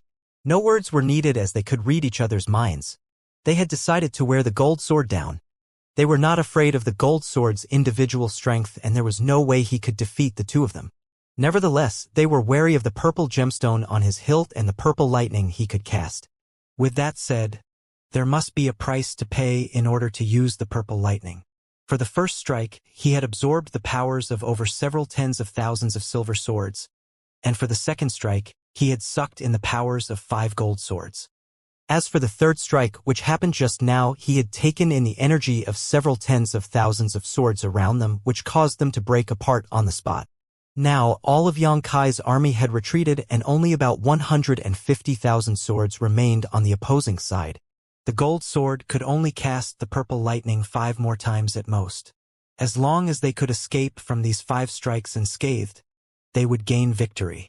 Rather than waiting passively, though, they decided to launch an attack to seize the initiative. Yang Kai gave Lang Qingshan a look to hint at him to stay in this place and hold down their opponent. Then he moved and charged towards the crowd. At that instant, all the swords became flustered. Although there were 150,000 swords on the opposing side, none of them could oppose Yang Kai. For every flash of golden sword chi that Yang Kai released, he could easily destroy innumerable swords. As expected, even though the swords were killed by Yang Kai, the powers in these swords didn't go to him. Instead, they were all absorbed by the purple gemstone. The light on the purple gemstone became increasingly brighter. Qingshan, watch out! Realizing that it was about time the purple lightning was cast, Yang Kai slashed across hundreds of swords, upon which their powers streamed into the purple gemstone. Then the purple light finally reached its limit. The gold sword shook and shot a beam of purple lightning at Lang Qingshan, who had been engaging in an intense battle with him. A fully prepared Lang Qingshan left the battlefield as soon as Yang Kai called out to him, but instead of going somewhere else, he headed straight to the enemy swords in an attempt to make use of their powers to wear out the purple lightning. At the same time, Yang Kai charged towards the gold sword and engaged him in combat. AC Che! Wherever the purple lightning flew, countless swords shattered. In the blink of an eye, several tens of thousands of swords were broken again. Once again, a purple light flickered on the purple gemstone on the gold sword's hilt. Yang Kai felt his chest tightening as he hurriedly retreated and left the battlefield. The next instant, the gold sword sent out another ray of purple lightning. Yang Kai turned around and fled while the gold sword turned into a ray of golden light. At the same time, the purple lightning was racing after him. "Sir!" Lang Qingshan suddenly exclaimed. Yang Kai turned his head and saw Lang Qingshan coming to him. His gaze brightened as he realized his intention. Then he moved and dashed towards him as well. 2 golden rays of light broke through the void as 2 beams of purple lightning respectively raced after them in a menacing manner. In the blink of an eye, they became very close to one another, and just as they were about to collide, they dodged slightly to shoot past one another. Both of them were not harmed. Nevertheless, the beams of purple lightning behind them were not as agile. Following a loud boom, they clashed with one another as lightning snakes danced in the air, burning a huge hole in the fabric of space. 2 beams of purple lightning disappeared just like this. An ecstatic Yang Kai said to Lang Qingshan again. Then he bolted towards the gold sword while Lang Qingshan used the same trick by madly slaughtering the enemy swords. According to Yang Kai's estimation, the energy in these 150,000 swords was enough for the enemy gold sword to use purple lightning 5 times. Earlier, Yang Kai had destroyed several tens of thousands of swords, and Lang Qingshan also managed to make use of the purple lightning to shatter several tens of thousands of swords. Now, there were only 100,000 or so swords left. As long as they could shatter all of them, the gold sword would have no power source to draw from and become unable to use the purple lightning again. Without this fatal strike, there was no way the gold sword could defeat Yang Kai and Lang Qingshan.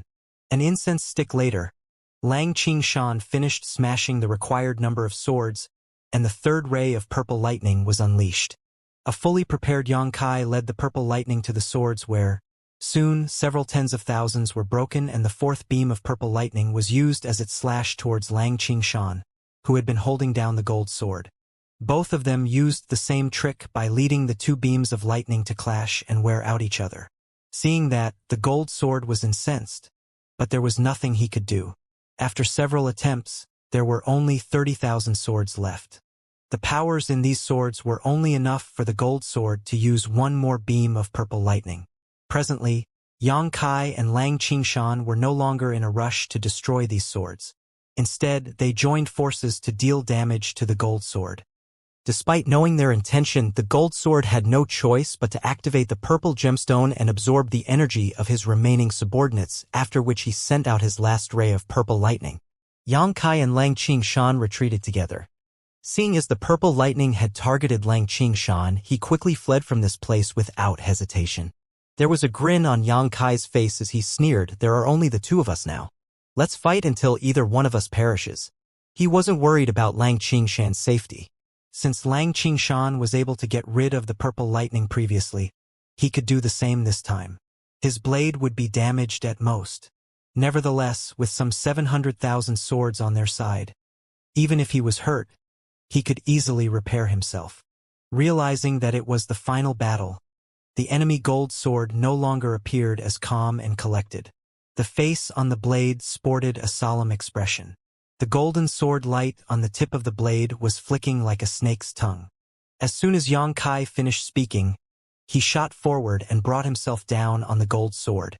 His golden sword chi broke through the void and reached the target in an instant. The gold sword parried the attack with his own sword chi before diving into a fierce battle with Yang Kai. Both of them were equally matched in terms of power, so no one could gain the upper hand. However, Yang Kai knew that he was already the winner. 1 hour later, the fully repaired Lang Qingshan returned and joined the battle. With it being 2 against 1, the gold sword immediately fell into a disadvantage, and regardless of how hard he tried, he was unable to turn the tide. Half a day later, following a slash from Yang Kai, the enemy gold sword cracked and broke in half.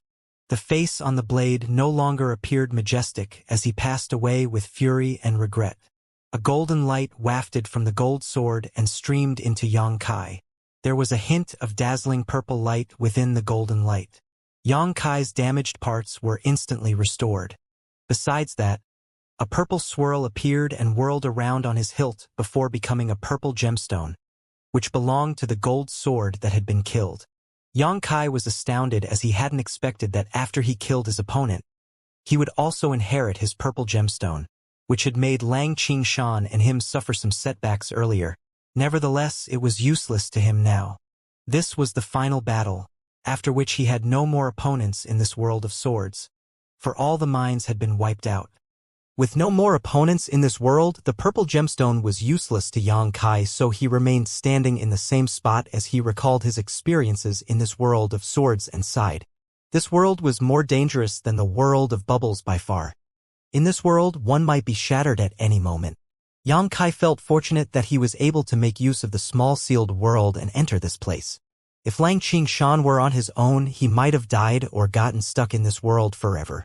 Yang Kai and Lang Qingshan had joined forces and defeated countless powerful enemies. However, neither of them could defeat the last gold sword in the final battle on their own. At the thought of this, Yang Kai felt worried about Meng Hong, who had also entered a world fruit. He wondered how the latter was doing. Since he had stayed in this world of swords for 2 years, a few days should have passed in the outside world. After waiting for a long time though, Yang Kai furrowed his brows and stared at Lang Qingshan before asking, "Qingshan, do you feel anything?" Lang Qingshan replied, "No, sir. Do you feel anything?" Yang Kai's face fell as the problem was exactly that he felt nothing. He thought that after the final battle, he could directly leave this world and obtain the world fruit. However, nothing seemed to be happening at this moment. He and Lang Qingshan had reached the maximum limit in power that was permitted in this world, and they had killed their last opponent with great difficulty. He was certain that there were no more opponents for them in this world, so why weren't they able to leave? What was the key to achieving ultimate victory? Then, Yang Kai recalled his experience in the previous world. During the battle against the man surnamed Go, he was able to use a power that transcended the open heaven realm and burst all the remaining bubbles but one, leaving behind only the key to the world, which was how he found the secret to leaving. When he thought of this, Yang Kai's gaze brightened and he asked, "Where's the army?"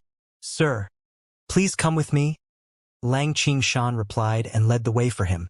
Previously, he ordered their 700,000 swords to leave the battlefield and settled them down on a flatland some distance away, so that the enemy gold sword wasn't able to absorb their energy. That place was about 1,000 kilometers away from their current location. With Lang Qingshan leading the way, they soon arrived at their destination. As Yang Kai slowly descended to where several 100,000 swords gazed up at him with admiring looks on their faces. These swords had followed Yang Kai on a campaign of conquest in different parts of this world for the past year and were all the best of the best. Although there were no more gold swords, there were countless silver swords. Without uttering a word, Yang Kai activated the power of the purple gemstone on his hilt.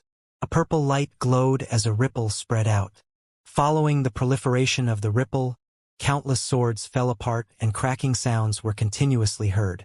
Innumerable lights streamed into Yang Kai and helped the purple gemstone become brighter. Soon, the glow on the purple gemstone reached its limit.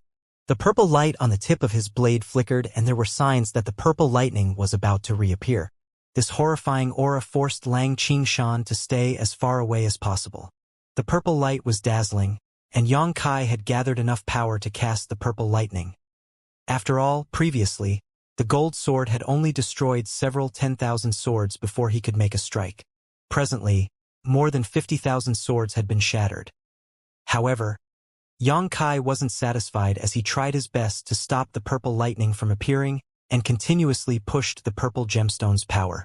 Cracking sounds were heard as over 100,000 swords had been destroyed so far.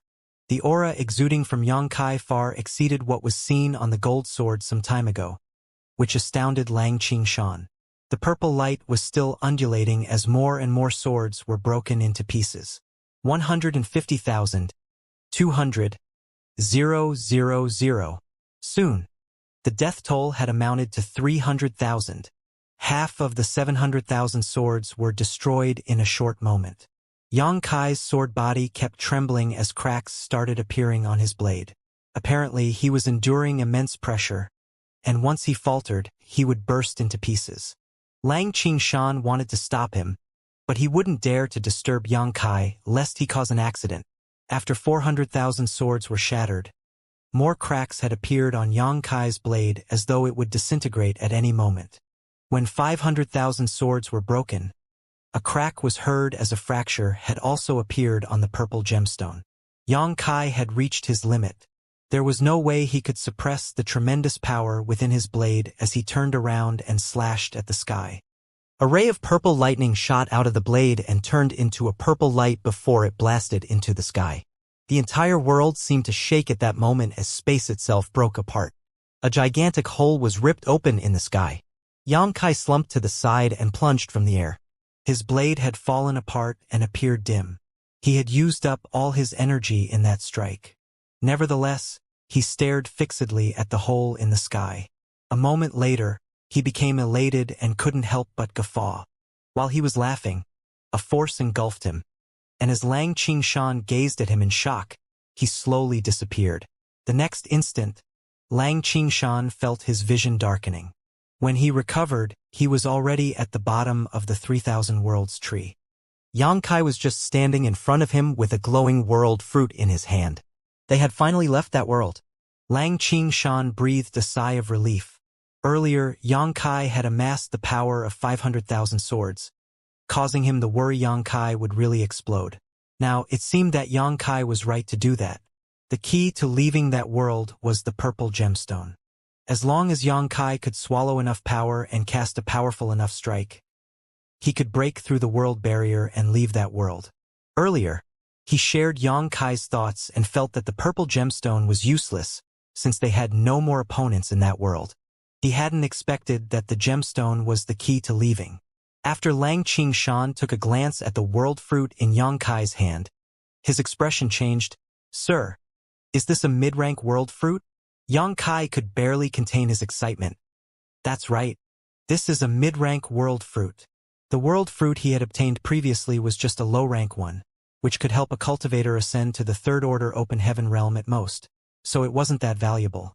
After all, one could easily reach the third order by working hard. However, this mid-rank fruit was different. It was a treasure that could help a cultivator reach the sixth order. A sixth order open heaven realm master could be a leader of a powerful sect that ruled over an entire territory. It was difficult to estimate the value of this world fruit. It was especially precious to fifth-order cultivators who wanted to ascend to the next order. After carefully storing the world fruit, Xianxia turned his head and saw that those who were going down the mountain previously were all gone by now. After all, he and Lang Qingshan had stayed in the world of swords for 2 years. Although the speed of time flowing in the outside world was different, a few days must have passed already, so all of them should have departed by far. Then Xianxia looked up at the 3,000 worlds tree and arched his brow. That was because a small number of fruits were already missing from this tree. In other words, while he and Lang Qingshan were wandering in the world of swords, some others had obtained world fruits.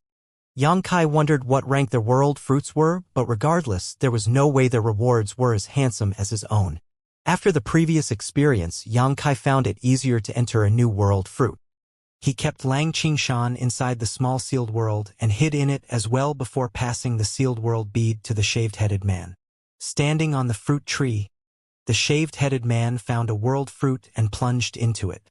After he entered the world, Xianxia and Lang Qingshan appeared together. The mysterious 3,000 worlds tree was able to bear 3,000 world fruits that could help open heaven realm masters rise to the next order. However, everyone could only enter it once in their lifetime.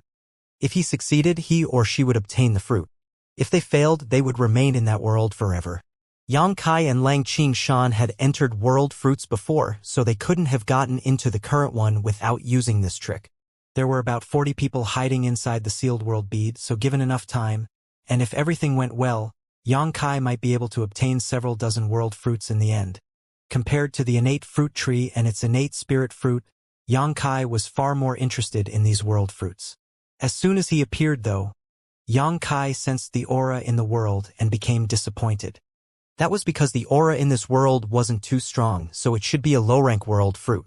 The three of them didn't transform into anything else as they still looked the same, however, all of their powers had been greatly suppressed. They weren't even able to use 30% of their full strength under the influence of the world principles here. What's this? The shaved-headed man found something and looked down at his waist where there was a bulging pouch. He wondered what was inside it.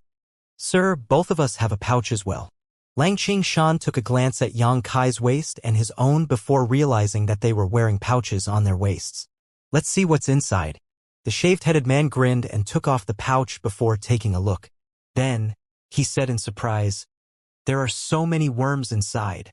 Meanwhile, Xianxia and Lang Qingshan had also opened their pouches. Just like what the shaved-headed man had said, there were some strange-looking worms inside the pouch. In fact, there were only several dozen of them in the pouch. Just like silkworms, they were as white as snow.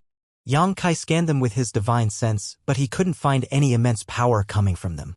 Instead, he could clearly feel that there was a faint connection between his divine sense and the worms. What are these for? The shaved-headed man was puzzled. Lang Qingshan had ventured into a world fruit before, so after giving it a thought, he replied, "Perhaps this has something to do with the secret in this world. How are we going to use them?" "Eat them." The shaved-headed man picked up a worm and examined it. Besides sniffing at it, he also stuck out his tongue to have a taste. Lang Qingshan's face turned ugly as he watched that. "Beasts are coming." Xianxia frowned and turned his head only to see several dozen wolves that were as burly as cows coming at them from all directions. As they bared their fangs, they soon surrounded the three of them. These wolves all exuded very ferocious auras as they kept growling. It seemed that it would be difficult to deal with them. "Sir." Lang Qingshan sported a solemn expression and approached Xianxia while the shaved-headed man gulped and turned pale. The three of them pressed their backs against one another and circulated their strength, preparing to strike back. Following a howl, the several dozen wolves pounced on them. Xianxia flicked his fingers and shot out a moonblade. Nevertheless, the moonblade was much weaker than usual as it was only as long as a palm. The moonblade slashed across a wolf's shoulder and formed a cut on its body, but it couldn't kill the beast on the spot. Xianxia's expression darkened. His strength had been greatly suppressed in this strange world. On the other hand, Lang Qingshan and the shaved-headed man had also made a move. However, their heritage was already much weaker than Xianxia's, so now that their strength had been suppressed, regardless of how hard they tried, they could only cause some minor injuries to the wolves. Several dozen wolves surrounded them and took turns to attack them. The smell of blood made them feel excited and turned them increasingly ferocious.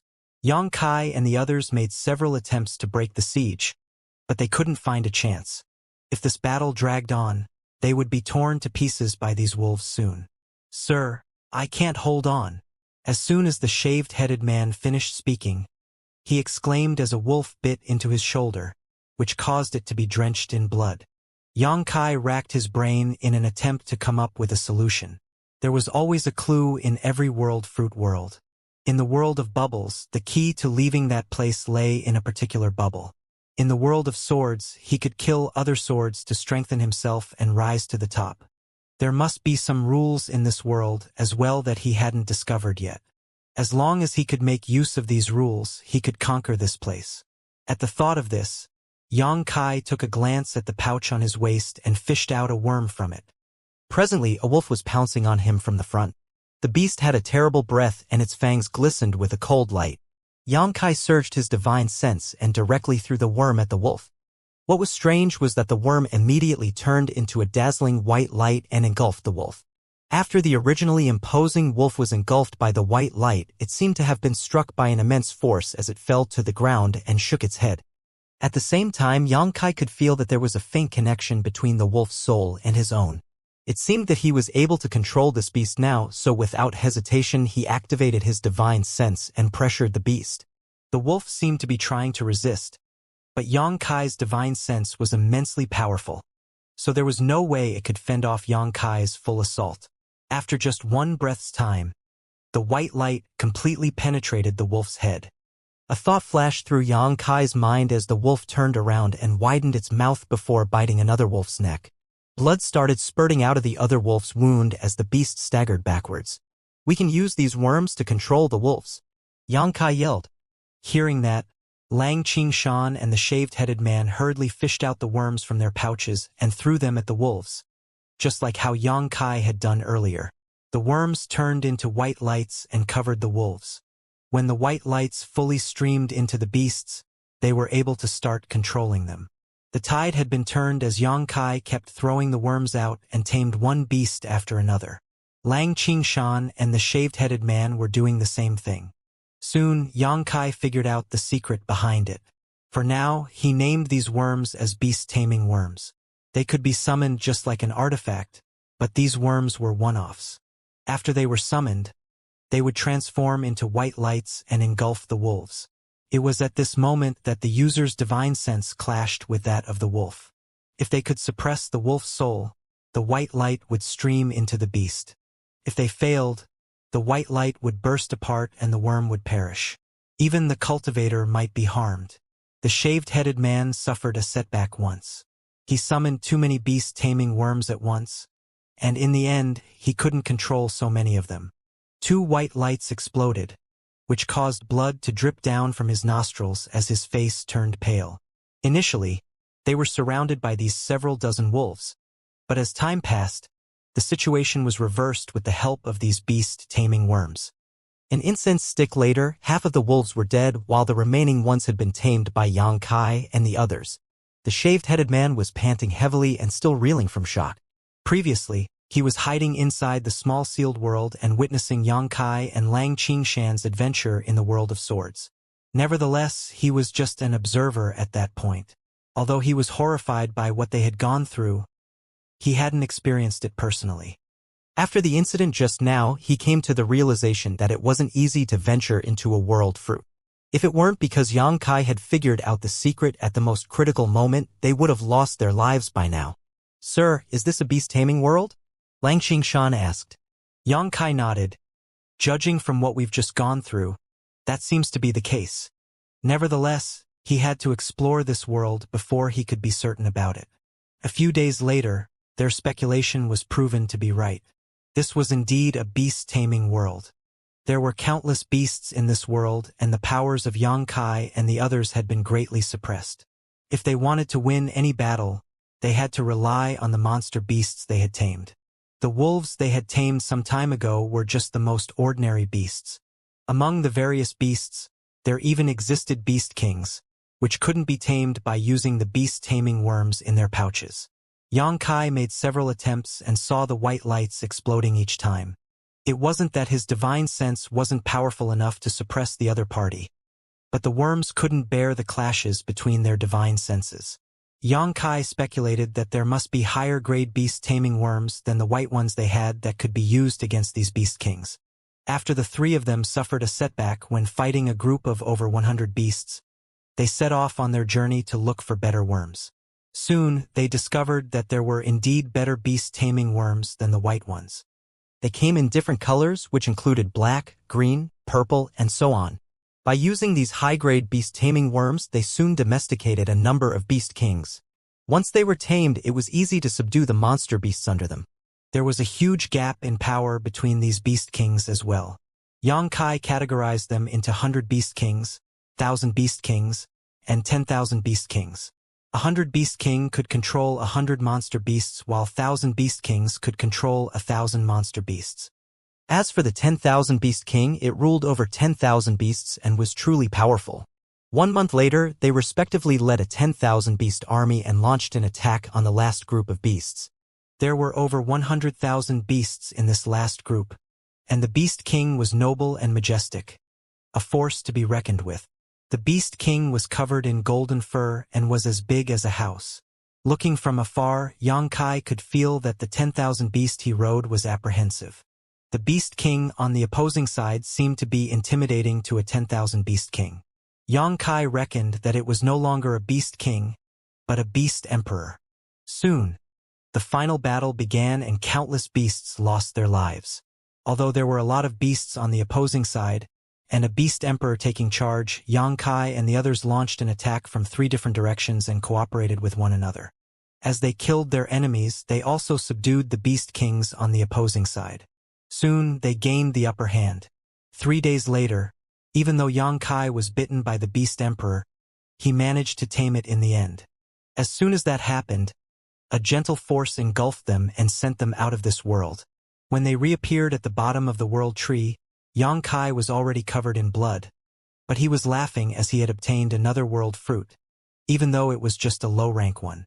After taking a rest, he used the same trick by releasing a different person from the small sealed world and telling him to enter a world fruit while he tagged along inside the sealed world bead. As time passed, more and more people from Xianxia's team would venture into a world fruit together, and their collective power was tremendous. Basically, everyone else entered a world fruit on their own, but Xianxia had many people to assist him, which was why he was at an advantage. The worlds inside the fruits were all peculiar.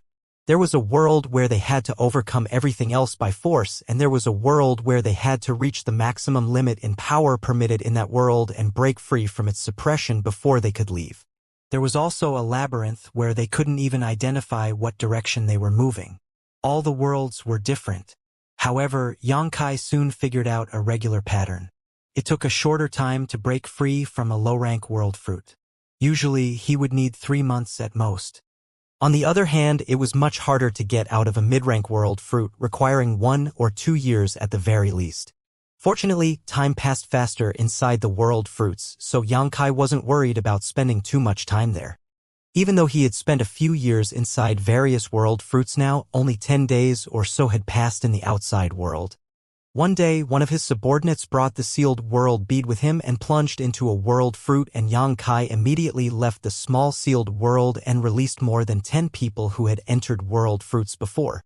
However, before he could examine the rank of this world, he suddenly felt an immense rejection force engulfing him, and by the time he recovered, Xianxia realized that he was already standing at the bottom of the 3,000 worlds tree. The same thing happened to the more than 10 people he had released earlier. A stunned Lang Qingshan asked, "What happened?" Xianxia was also puzzled, as it was the first time he came across such an incident. He had no idea why they were ejected from the world fruit. Just then, following a rumbling sound, the ground shook as a root abruptly shot out from the soil and swept across Xianxia and the others like a long whip. This was obviously the root of the 3,000 worlds tree. None of them had expected such a turn of events, so half of the unsuspecting people were sent flying away and tumbled down the mountain. Yang Kai was agile enough to have dodged the attack. When he turned his head and saw that the people rolling down the mountain were not at risk of losing their lives as they only looked a little battered, he set his mind at ease. Ouch! Someone exclaimed. It was the shaved-headed man who was sent flying away, and the same thing happened to the others at the scene as Yang Kai kept jumping around to dodge the Roots attack. While he was dodging, Yang Kai realized that a pair of eyes were staring at him, and when he turned his head, he was horrified. That was because a wrinkled face had appeared on the 3,000 Worlds tree, glaring at Yang Kai. Yang Kai felt embarrassed at the stare, knowing that the 3,000 Worlds tree was aware of the fact that he had been cheating. In the primordial land, many divine medicines had developed their own sentience, which was what happened to Pooh Bai Xiang and Little Mushroom, not to mention the 3,000 Worlds tree. It was just that the tree never revealed any signs of awareness until now. Yang Kai repeatedly made use of the sealed world bead to enter one world fruit after another, and so far, he had obtained over 10 fruits. Even though the world tree had 3,000 fruits, he apparently could no longer put up with Yang Kai's insatiable greed. If he allowed Yang Kai to keep flouting the rules it had set, most of his fruits would be gone. Therefore, when he once again detected Yang Kai's aura, he immediately sent him and his subordinates out of the world fruit. He didn't give them a chance to experience the world inside the fruit. Besides that, he had also sent them rolling down the mountain to prevent them from using the same trick again. His root danced in the air and swept across Yang Kai one more time in a menacing manner. Nevertheless, he didn't intend to kill Yang Kai. He just wanted to send him tumbling down the mountain. Yang Kai repeatedly manipulated space principles to dodge the attacks. He had earned some handsome rewards as he had obtained more than 10 world fruits, including 2 mid-rank ones. However, he hadn't gotten even one high-rank world fruit, which was why he wasn't willing to give up. A high-rank world fruit would be able to help a high-rank open heaven realm master ascend to the next order. If he could reach the 7th order in his initial breakthrough, he could make use of that world fruit and directly ascend to the 8th order. There should only be a small number of 8th order masters in those cave heavens and paradises, so someone in that realm was no different from an overlord. By then, not only could he gain a footing in this 3,000 worlds, but he could also achieve great things. As he dodged the attacks, Yang Kai unashamedly pleaded with the tree. "Old tree, please forgive me and allow us to enter the world fruit for the last time." The world tree became even more furious. Certainly, he wouldn't agree to his request as he madly wielded his root. However, with the help of space principles, Yang Kai was elusive, so how was the tree supposed to accurately strike his target? Incensed, the world tree drew out 10 more roots from the soil and covered Yang Kai like a web. At the bottom of the mountain, Lang Qingshan and the others looked up and became dumbfounded. The corner of the shaved-headed man's mouth twitched. The world tree must have been enraged by Sir Yang. "Oh no! Sir, watch out!" Lang Qingshan exclaimed. Upon finishing his words, he dashed towards the peak of the mountain, followed by more than 10 others. It was a difficult trek, as they had to keep dodging the deadly insect fog and lightning strikes. On the peak of the mountain, Yang Kai flitted about, but the 10+ roots from the world tree had sealed off the surrounding space, which made it difficult for him to escape. In a moment of negligence, Yang Kai was struck by a root. Impacted by the immense force, he felt a metallic taste in his throat. Undeterred though, he gripped onto the root and choked down the blood before putting on a fawning smile. "Old tree, just one more time, please. The previous fruit will do." Although he hadn't managed to examine the rank of that world, he was certain that it wasn't a low-rank world fruit. It was most likely a mid-rank one, but there was a small probability that it was a high-rank one. If he could successfully persuade the world tree, he could obtain that world fruit at the very least. The 3,000 worlds tree naturally ignored him and swung his root violently. Unable to shake off Yang Kai, he became infuriated and wielded his other roots to lash at him. Yang Kai kept grunting and couldn't take it anymore after just 3 breaths. Although the world tree didn't have the intention of killing him, its roots were still extremely powerful and painful. Left with no choice, Yang Kai yelled, "Dragon transformation!" Instantly, his figure expanded and transformed into a giant half-dragon. A pair of horns had grown on his forehead and his hands had turned into dragon claws. Hot dragon breath puffed out from his nostrils, and he was now covered in extremely sturdy dragon scales. His beard flapped in the wind, and his enormous figure stood tall atop the mountain, almost reaching the height of the world tree itself. In grand ancient ruins boundary, Xianxia had consumed countless dragon blood pills and started showing signs of transforming into a true dragon. Hence, he was much stronger than he was in the past. Slapping sounds were continuously heard as the tree's roots kept lashing Xianxia's back. Nevertheless, Xianxia could still bear with it. His defense in his half-dragon form was much greater than that of his human form. Xianxia grinned as he stared at the world tree. "Old tree, please let me get into the world fruit one more time, and after I succeed, I'll leave immediately." He wasn't willing to give up the previous world fruit. As he spoke, he clung on tightly to the root around his waist to show the tree that he was determined. The world tree's attacks became increasingly violent, and even Xianxia's half-dragon form wasn't able to take it. His dragon scales fell from his back as blood began to leak from his wounds. However, Xianxia's restorative power was incredible. The wood element power in his Dao seal swirled, and his dragon blood had been stimulated greatly, so his wounds were rapidly healed. After an incense stick of deadlock, the world tree stopped attacking, and the wrinkled face on the trunk was seen sighing. An elated Xianxia asked, "Old tree, you agree?" The world tree shot him a disdainful look and wielded his other root. Xianxia beamed at him. "Old tree, what's the point of doing this? This kind of attack is... ah." Before he could finish his words, he realized that the root in his hands felt lighter, as it had broken apart on its own. Following that, he was swept across by another root and sent flying down the mountain. While in midair, Xianxia was dumbfounded, as he hadn't expected the 3,000 Worlds tree to be so obstinate that he would rather break off one of his roots than let him stay. Following a loud crash, Xianxia fell to the ground. He quickly got to his feet and looked at the root in his hand as he felt speechless. Although this root had been abandoned by the 3,000 Worlds tree, it didn't show signs of withering. Instead, it still possessed an enormous amount of vitality. Raising his brow, Xianxia put it inside the small sealed world. Looking up, he realized that the mountain was covered in a fog and lightning strikes were seen everywhere. He was unable to see through the mist anymore. A relentless Xianxia dashed into the fog, but came back out after just 10 breaths. The horrifying fog was actually made up of countless tiny insects, and even his half-dragon form was unable to take it. After just a while, he was covered in blood.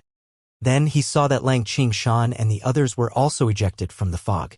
Although they looked battered, they were not at risk of losing their lives, which was the result of the world tree's mercy. Otherwise, they wouldn't have escaped from the fog safely. When they turned around and saw that Xianxia's face was swollen and he was soaked in blood, they were stunned. Moreover, it was the first time they saw Xianxia in his half-dragon form, so they were astounded.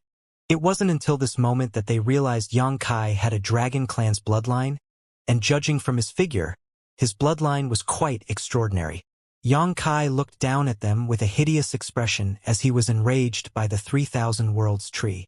The tree was so obstinate that he preferred to sacrifice one of his root hairs than give Xianxia one last chance. After giving it a thought, Xianxia roared, "Old tree, everyone has one chance to enter a world fruit in their lifetime. Yes? How can you seal off the mountain and deny our entry? I still have several dozen people with me who wish to enter the world fruits. How can you snatch that right from them? This is unfair." Upon finishing his words, he raised his hand and released the remaining people from the small sealed world. Lang Qingshan and the others couldn't help feeling secondhand embarrassment. Xianxia had obtained more than 10 fruits essentially by cheating to repeatedly enter the world fruits. How did he have the nerve to accuse the world tree of unfairness now? Xianxia went on to say, "I will not enter any world fruits again, but you have to let them in." After he finished speaking, his expression changed as he listened carefully. The next instant, a figure was sent flying out of the fog with a startled shout. Xianxia reached out to grab that person and took a look, only to become shocked as he muttered, "Brother Meng." The person who was ejected from the fog was none other than Meng Hong, who was still reeling from the shock. Seeing a gigantic half-dragon staring right at him, he was stunned. However, upon making out the half-dragon's facial features, he asked hesitantly, Brother Yang. Yang Kai nodded and put him down. Then he returned to his human form and asked puzzledly, Brother Meng, why were you sent out at this moment? It was such a coincidence that Meng Hong appeared at this point, which made Yang Kai feel that something was off. Meng Hong replied, I have no idea. I was experiencing the world inside the fruit when a force pushed me out. Is this a world fruit? As he spoke, he suddenly took a glance at his hand and realized that he had obtained a world fruit. Yang Kai took a look as well and felt speechless, knowing that it was thanks to the world tree that Meng Hong could leave halfway and even obtain a world fruit. The world tree must have realized Meng Hong's relationship with Yang Kai, so he sent him out. Upon that realization, Yang Kai sighed, knowing that it was impossible to enter another world fruit. The 3,000 Worlds tree broke off one of his roots and forcefully sent Meng Hong out, even giving the latter a world fruit for free in order to make Yang Kai give up. Meng Hong was pretty lucky as the world fruit in his hand was a mid-rank one. He had been wandering in that world for a few years on his own, and he didn't know how long it would take before he could leave. Just as he thought he was doomed to remain there forever, an unexpected turn of events took place. Honestly, he couldn't believe what had happened and was still perplexed.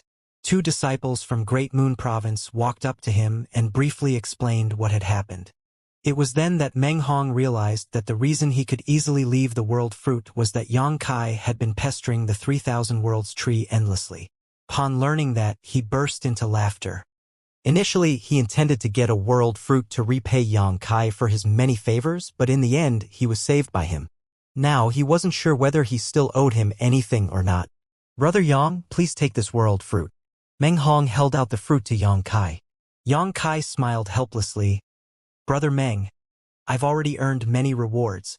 Moreover, you'll need this when you become a 5th Order Open Heaven Realm Master. So you don't have to give it to me. Yang Kai was not pretending to be courteous. World fruits were rare, but he had obtained many of them now. In total, he now had 13 low-rank world fruits and 2 mid-rank ones in his possession. So he didn't need to take this one from Meng Hong. Nevertheless, Meng Hong shook his head. My fellow brothers and I have survived in the grand ancient ruins boundary thanks to your protection. If it weren't for Brother Yang, we would have lost our lives by now. You have also given us many treasures that have helped us to condense our open heaven realm elements. If it weren't because of you, we wouldn't have achieved any of this. This Meng has nothing else with me as this fruit is the most valuable thing I possess. Moreover, it was thanks to Brother Yang that I even obtained this fruit. Please don't turn me down. Otherwise, this Meng will be too embarrassed to show his face in public again. Seeing as Yang Kai was about to say something, Meng Hong pretended to be angry. Brother Yang, if you turn me down, it's no different from looking down on me. I'd rather throw this world fruit away. Upon finishing his words, he hurled the world fruit at the peak of the mountain. Seeing that, the people around him exclaimed. Yang Kai reached out to grab the fruit and felt speechless at that. Brother Meng, many thanks for your kindness. I will keep this fruit for now. When you need it in the future, you can take it back from me. Despite saying that, Yang Kai knew that since Meng Hong had made his stance clear, he would never ask for the fruit back. As expected, Meng Hong guffawed and said, This Meng is confident that I can ascend to the 6th Order by myself. The several dozen people around them were dumbfounded at the sight that neither of these two were willing to accept this invaluable mid-rank world fruit. In the outside world, even those powerful open heaven realm masters would kill to snatch this treasure. However, the 2 of them were trying to push the fruit away, almost resulting in it being hurled into the fog and lost forever. After putting all of the others inside the small sealed world, Yang Kai went through the rewards he had obtained so far. The 16 world fruits in possession could be said to be a great harvest. The 13 low-rank world fruits could be put aside for now as they couldn't be sold for a good price. After all, they could only help a low-rank open heaven realm master ascend to the next order, and the maximum limit was the 3rd order. However, the 3 mid-rank world fruits were different. The maximum limit a mid-rank world fruit could help a cultivator achieve was the 6th order.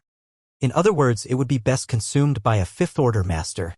This was an extremely rare treasure. What made Yang Kai feel regretful was that he didn't manage to get a high-rank world fruit. At the thought of this, he burst into laughter and felt that he really was indeed too greedy. Sujin had said that although there were 3,000 world fruits on the 3,000 worlds tree, most of the fruits were low rank and only a small number of them were mid-rank. As for the high-rank ones, there might not even be one. He was already extremely lucky to have gotten 3 mid-rank ones.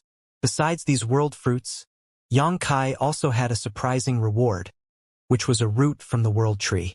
Earlier, he had transformed into a half-dragon before he shamelessly clung onto this root and haggled with the world tree, which infuriated the latter. The old tree broke off the root and swept him away from the peak, which was how he obtained this root. Some time ago, Xianxia randomly threw it into the small sealed world, but after sending his divine sense into the sealed world bead, he was shocked to learn that the root had burrowed into the ground and turned into a sapling as it swayed lightly with the wind. Xianxia couldn't help but be awed by the vitality of this world tree's root. Only a short time had passed, but it had already started growing strong. What made him feel even more surprised was that he could clearly feel that the sapling was just like a bottomless pit. All the world energy in the small sealed world was madly streaming into this sapling, and following its growth, the world principles became more complete, strengthening the world itself. Beneath the ground, the roots of the sapling had already extended to 100 kilometers radius, and the tiny roots were still rapidly spreading around. It seemed determined to cover the entire small sealed world. Xianxia felt his chest tightening and his throat becoming dry. The roots of World Tree could strengthen the world principles in the small sealed world and further stabilize it, so what would happen if he planted it in the star boundary? In the past, he had asked giant spirit god Ada about how to save the star boundary from collapsing. Ada only mentioned the words World Tree to him in response. It had only been a short time since Xianxia arrived in the outer universe, and he hadn't even gained a footing here, so he hadn't managed to find out more about the World Tree. There was the 3,000 Worlds tree in the primordial land, though, so was it the World Tree that Ada had mentioned? When Xianxia heard Sujin talking about the 3,000 Worlds tree, he had already started speculating about this possibility, and after observing the growth of the sapling, he believed that his speculation was right. The World Tree that Ada had mentioned might just be the 3,000 Worlds tree. In that case, the biggest reward he had obtained during the trip to the primordial land wasn't the 3 divine medicines or the 16 world fruits, but the root of the World Tree. Xianxia had the urge to throw his head back and laugh out loud as he had just gotten what he desired the most completely by accident. However, he had to return to the star boundary to try it out before he could be certain about it. Previously, Xianxia had bought a universe chart from a star city and found some possible locations of the star boundary in it. Comparing the paths he had taken and the place where he was separated from Zhang Ruoxi, he already had some clues in mind. Nevertheless, he had to go over and have a look to find out its exact location. After giving it a thought, Xianxia decided not to suppress the sapling's growth. Although it required a horrendous amount of world energy to support the sapling's growth, the small sealed world had greatly benefited from it. In that case, the pros were much greater than the cons. As for the depleted world energy, he had countless source crystals with him, so he could just shatter them and use them to replenish the world energy. After working for a while, Xianxia settled all his issues. Then he let out a long breath. Now that he had offended the 3,000 Worlds tree, there was no way he could obtain more world fruits. It had been a few days since the primordial land had opened, so all the treasures and opportunities must have been discovered by now. The only thing that was left was the spirit-seizing war. Initially, Xianxia intended to look for a metal element treasure that was suitable for him. Unfortunately, he hadn't found any clues yet. In the past, Zhu Jiuyin had told him that there were only 2 places in Grand Ancient Ruins boundary where high-rank metal element treasures might exist. One was Golden Eagle Palace, which was Jin Wu's territory. Jin Wu was a metal attribute divine spirit, and the power of his monster core was what Xianxia needed. As long as he was willing to help, Xianxia could easily condense a 7th-order metal element power. However, Jin Wu and Zhu Jiuyin were archenemies, so there was no way Jin Wu would help Zhu Jiuyin's bearer. His bearer had even been ordered to kill Xianxia at all costs. Unfortunately, he had been killed by Xianxia in one of the world fruits. The second place was the primordial land where many opportunities still existed. The metal element material Xianxia needed might just be there. However, up until this moment, He hadn't discovered such a treasure. While Xianxia was lost in his thoughts, the world suddenly shook as though a bolt of lightning had struck the ground. A shocked Xianxia hurriedly released his divine sense to scan his surroundings. A moment later, the same thing happened again. This time, he could clearly feel that all the world energy seemed to have been directed to a particular place. Turning his head, he stared fixedly in that direction. The strange phenomenon happening at the moment suggested that an anomaly had taken place. Perhaps a great treasure was about to appear. Then, Xianxia saw many rays of light flying towards the place where world energy was converging. Just like Xianxia, they must have noticed the anomaly, which was why they wanted to get their hands on the treasure that was about to appear. After just a moment of hesitation, Xianxia leapt into the air and flew in that direction as well. On his way there, the world shook several times before the illusory phantom of a fruit tree appeared in midair. The fruit tree was majestic, translucent, and alluring. As the world energy streamed into the illusory phantom, it seemed to be slowly materializing. Innate fruit tree. Xianxia's gaze brightened. He was just wondering where the innate fruit tree was located.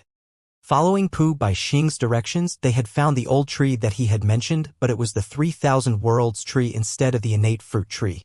It wasn't until this moment that Xianxia realized why they couldn't find the innate fruit tree previously. It would only appear at a very special moment. Had someone done something to trigger the appearance of the innate fruit tree? Perhaps or perhaps not. The innate fruit tree might have just appeared because the time was now right. Whatever the case, since the innate fruit tree had emerged, many parties would scramble to snatch it. Those bearers had taken on the responsibilities given to them by their respective divine spirits.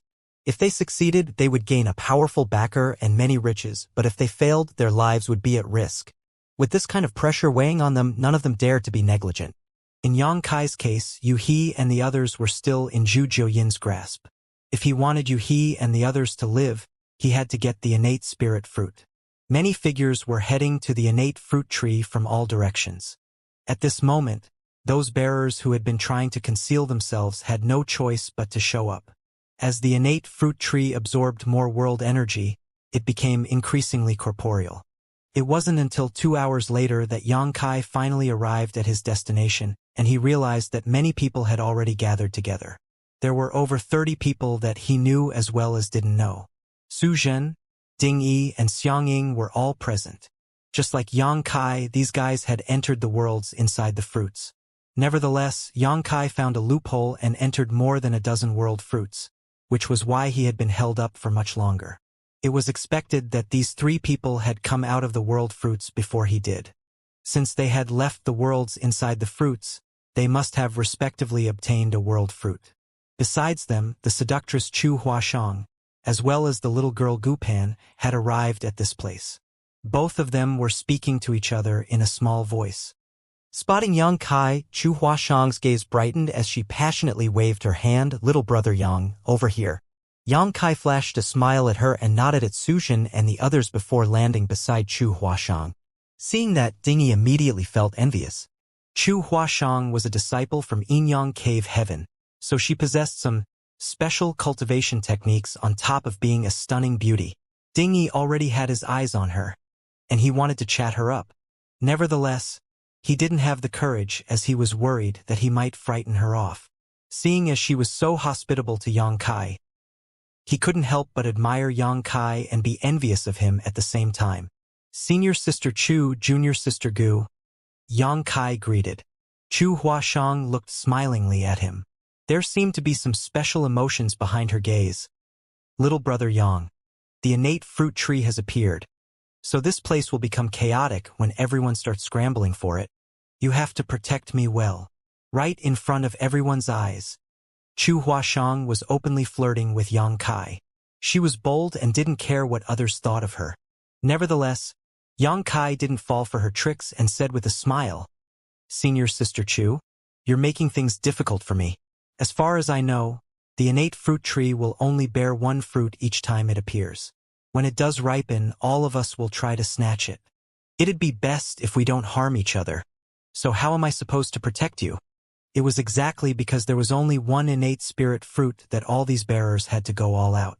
That was why, even though Suzhan was on good terms with Gu Pan and her, he didn't stand together with them. It was because all of the bearers here were competitors. All of them had been nurtured by the divine spirits behind them and had great expectations placed on their shoulders. If they failed, it would make the plans of those divine spirits fall through and likely enrage them. By then, their lives would be at risk. Throughout history, there had been many bearers who were killed by their divine spirits because they couldn't get the innate spirit fruit. Xianxia had killed a bearer before, allowing him to obtain the water element treasure moon essence that Xianxia had refined. After that bearer was killed, Xianxia didn't need the moon essence he brought out from the primordial land, so he gave it to the Sea Clan. Besides him, most of the divine spirits would do the same. If the bearers enjoyed the benefits given to them but couldn't complete their task, the divine spirits would naturally not let them off. Chu Huashang replied with a sweet smile. Little brother Yang, you don't have to be so mean. This is my plan. We can join forces and fend off our opponents for now. You've stayed in the primordial land for a few days, so you must have come across some bearers and become aware of their skills. It's better for us to join forces rather than fight against all opponents on our own. As for the innate spirit fruit, we'll see which one of us will be able to snatch it in the end. Hearing that, Yang Kai nodded his head, as her suggestion was reasonable. He was powerful, and he believed that if he went all out, none of the people here would be his opponent. However, he couldn't possibly fight against all of them on his own. If they became infuriated by his dominance and decided to all team up to deal with him first, he would definitely suffer a tragic defeat. If he could get 1 to 2 allies at this point, his burden would be lightened greatly. Junior Sister Gu, do you second this suggestion? Yang Kai turned to look at Gu Pan. She was a little timid as she hung her head low most of the time. Hearing that, she gently nodded to make her stance clear. Yang Kai said, I don't mind joining forces with you, but are there only the 3 of us? What about Brother Lin, Brother Su, and Brother Dao Ran? These 3 were all disciples from Cave Heavens and Paradises, and they had cooperated once in the past. Chu Huashang pouted. They're all smelly men, and I don't care whether they live or die. Moreover, at a moment like this, it's not ideal to have too many allies. Little brother Yang, I believe you should understand this. A helpless Yang Kai refuted. But I'm also a man.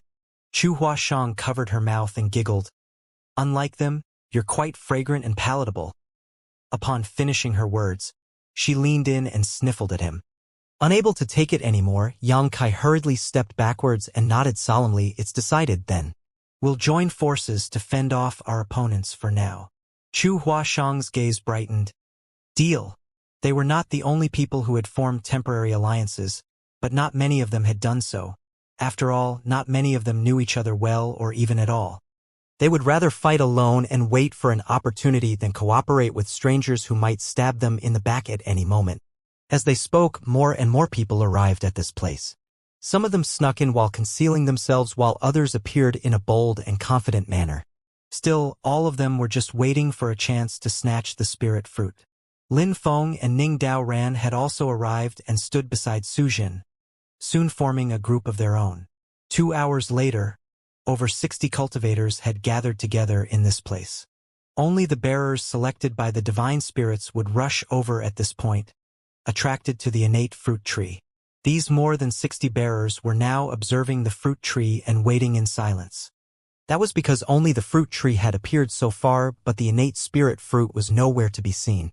World energy continuously streamed into the fruit tree, which had become increasingly clear. Finally, there came a moment when someone yelled, "The innate spirit fruit is about to be born." Everyone became agitated and turned their heads, only to see that a petite flower bud had appeared on the top of the fruit tree. The bud absorbed the world energy and soon became bigger. A strange aura exuded from the bud and made everyone feel energized and soothed. Yang Kai was surprised as he found the aura somewhat familiar. Then, he recalled that the aura wafting from the moon essence when he refined it was similar to that exuding from the flower bud. After giving it a thought, he came to the realization that the moon essence was an innate supreme treasure, so it contained some innate aura, and it was the same case for the innate spirit fruit. In comparison, the aura coming from the moon essence was weaker than that of the flower bud. The flower bud soon expanded and bloomed into a full flower. Under the influence of the strange aura, everyone fell into a dazed state as they witnessed the birth of a new life. At that moment, countless ideas clashed in their minds as they seemed to gain enlightenment. These inspirations flashed through their minds and significantly increased their comprehension of the heavenly way for a short period of time. Many questions they had about cultivation were suddenly answered at that moment. Countless ideas passed through Xianxia's mind as well, and suddenly it seemed as if there was nothing he didn't understand in his martial Tao. He had built a strong foundation for achieving the open heaven realm, and as long as he could condense all the necessary elements, he could become a high-rank open heaven realm master without issue. With that said, following the birth of the innate spirit fruit, the inspirations in his head made him come up with a very bold idea. If this idea was feasible, he would obtain an extraordinary power after he became an open heaven realm master. Certainly, this idea could only be materialized during his ascension to the open heaven realm, so it was still too early to talk about it. The innate spirit fruit was truly extraordinary. The process of its birth alone could clear the doubts for everyone in their cultivation journey. All of them had greatly benefited from it. Soon, the flower petals withered and the innate spirit fruit was formed. The amazing aura slowly dissipated as well. Xianxia looked around and realized that everyone appeared elated. Apparently, they all gained something from this brief experience. Without the aura's influence, the inspirations in their heads left them, and they could no longer comprehend anything, causing many to let out a gentle sigh. Staring around, Xianxia tried to memorize these faces. If his speculation was right, if these people left the grand ancient ruins boundary alive, they would all become overlords in the 3,000 worlds. Besides being nurtured by powerful divine spirits, they had all obtained unimaginable benefits in the grand ancient ruins boundary. Now that they had this opportunity to comprehend things that they otherwise couldn't understand, they were bound to have excellent achievements in the future. Soon, rapid breathing could be heard as all stared fixedly at the rapidly maturing innate spirit fruit. Although all of them were silent, everyone knew that this was just the calm before the storm. It's time to make a move, Chu Huashang secretly spoke to Xianxia. Xianxia, however, refused as he replied, "The first one to make a move will die." Although he was an expert in the Tao of space, he wouldn't dare to rashly make a move in front of so many bearers. While he was able to suppress his impulses, though, someone wasn't. A gigantic web suddenly appeared out of the void and covered the innate fruit tree. It seemed that the person intended to take both the fruit tree and the spirit fruit away. "You dare!" Someone was heard yelling, whereupon countless powerful attacks struck the web. Before the web could even approach the innate fruit tree, it was crushed into dust. Following a grunt, a cultivator was seen staggering, and blood started streaming out of his mouth. The web was his artifact, and although it was exceptional, it couldn't possibly withstand the attacks of so many people. The artifact was destroyed, and he suffered backlash as a result. Before he could even catch his breath, though, a sword light slashed across his back and caused him to collapse to the ground. Although he wasn't dead yet, he was severely injured with blood streaming out of the ghastly wound. Sensing another strike approaching, the man hurriedly rolled away and widened his eyes. The people who attacked him were strangers to him, but he knew that at this point, no one would be soft-hearted. Killing one meant one less opponent, increasing their chances to obtain the innate spirit fruit. As if some kind of signal had been given, the battle erupted. Over 30 figures pounced on the innate fruit tree at the same time, and before they even arrived, they used different techniques to grab at the fruit. At that instant, artifacts in the form of nets and ropes were seen. There were also more than 10 illusory hands reaching for the spirit fruit. Nevertheless, none of them could get near the spirit fruit using these techniques. All the artifacts and secret techniques were destroyed or diverted before they could get close. More and more people joined in the battle, using their own unique methods to try to snatch the prize. Some were injured while some lost their lives. On the other hand, Xianxia remained calmly standing on the same spot and gazing at the battlefield, feeling a bit awestruck. Most of these people were not famous figures. It had been more than 10 years since the grand ancient ruins boundary opened, but Xianxia had never heard of most of these people before. However, after they made a move, he realized that all of them were outstanding in their own right.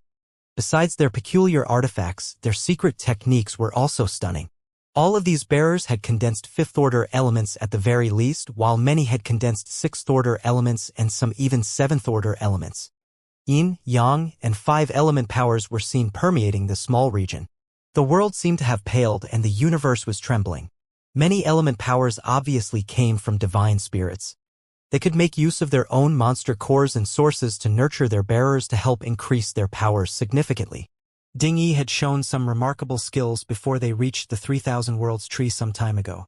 However, in this place, he was just slightly above average, as there were many others more outstanding than he was. At this moment, only a small number remained on the sidelines. Besides Yang Kai and the two ladies, only 7 or 8 others kept their calm. Perhaps they were wary of their opponents and wouldn't dare to make any rash moves. "Are we not going to make a move?" Chu Huashang turned and asked anxiously.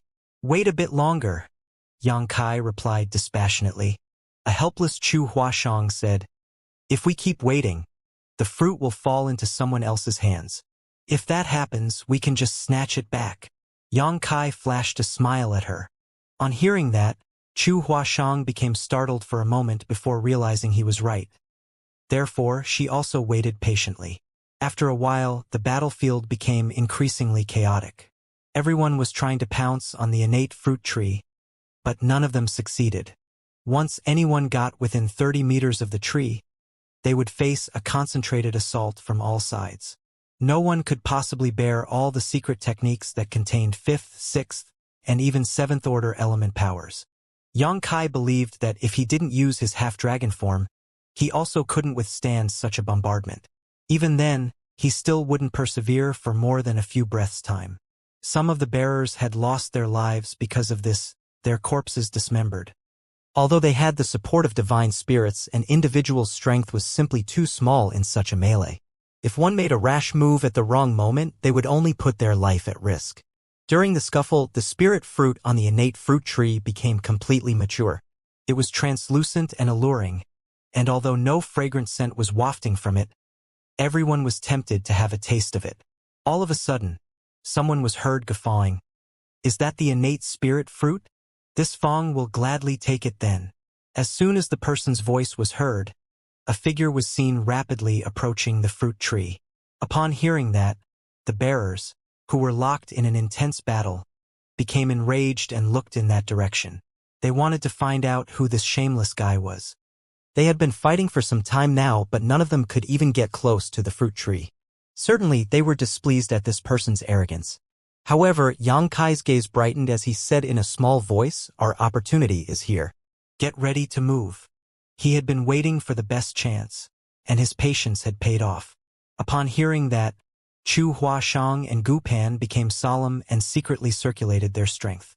On the other hand, a figure arrived at the battlefield and directly reached for the innate fruit tree. "Xiao!"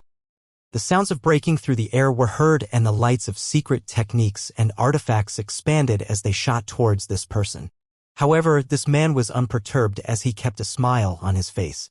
When the attacks were about to reach him, he moved and yelled, "Stand eternal as a mountain." A thick and heavy earth element power surged out and a gigantic tortoise illusory phantom was formed, creating an impenetrable defense. Countless attacks struck the illusory phantom and indeed shook it, but they were unable to harm the person inside it. Everyone became dumbfounded and fell into a dazed state. Since the battle began, it was the first time they saw someone using such a powerful defensive technique. The tortoise illusory phantom gave off a feeling that it was so hard that nothing in the world could break it. Solid earth black tortoise. Someone recognized the tortoise illusory phantom. Since the illusory phantom was of the solid earth black tortoise, that person must be the solid earth black tortoise's bearer.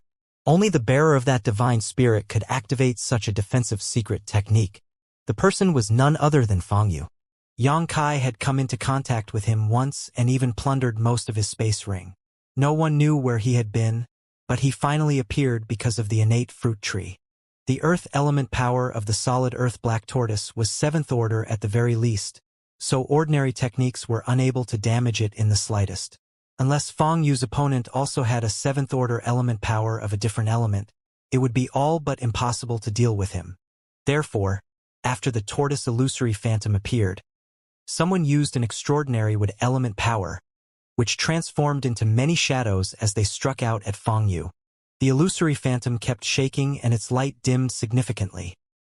Nevertheless, Fang Yu was already within 30 meters of the fruit tree as he reached out his hand for the spirit fruit. Do you think you're invincible inside that turtle shell? I'll cut you in half. Ding Yi was heard bellowing as he raised his sword and his entire figure was engulfed in flames. A fire was seen swirling around the blade and following a howl, a three-legged exotic bird left the sword and swooped down on Fang Yu. Ding Yi was the bearer of the divine spirit Bai Fang. Bai Fang was a fire attribute divine spirit who had used his own monster core to help Ding Yi condense his fire element. Some time ago, at the bottom of the 3000 Worlds tree, Ding Yi had used this move when battling the man surnamed Go.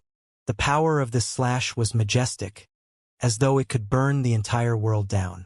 Fang Yu sported a solemn expression at last. Although the illusory phantom of solid earth-black turtle was remarkable and it allowed him to ignore most attacks, he was still wary of a 7th-order fire element power. Moreover, his defensive secret technique had been greatly worn down already. After just a moment of hesitation, though, he still steadfastly reached for the spirit fruit. Following a loud boom, Fang Yu shook a little as countless cracks appeared on his illusory phantom, as though it would fall apart at any moment.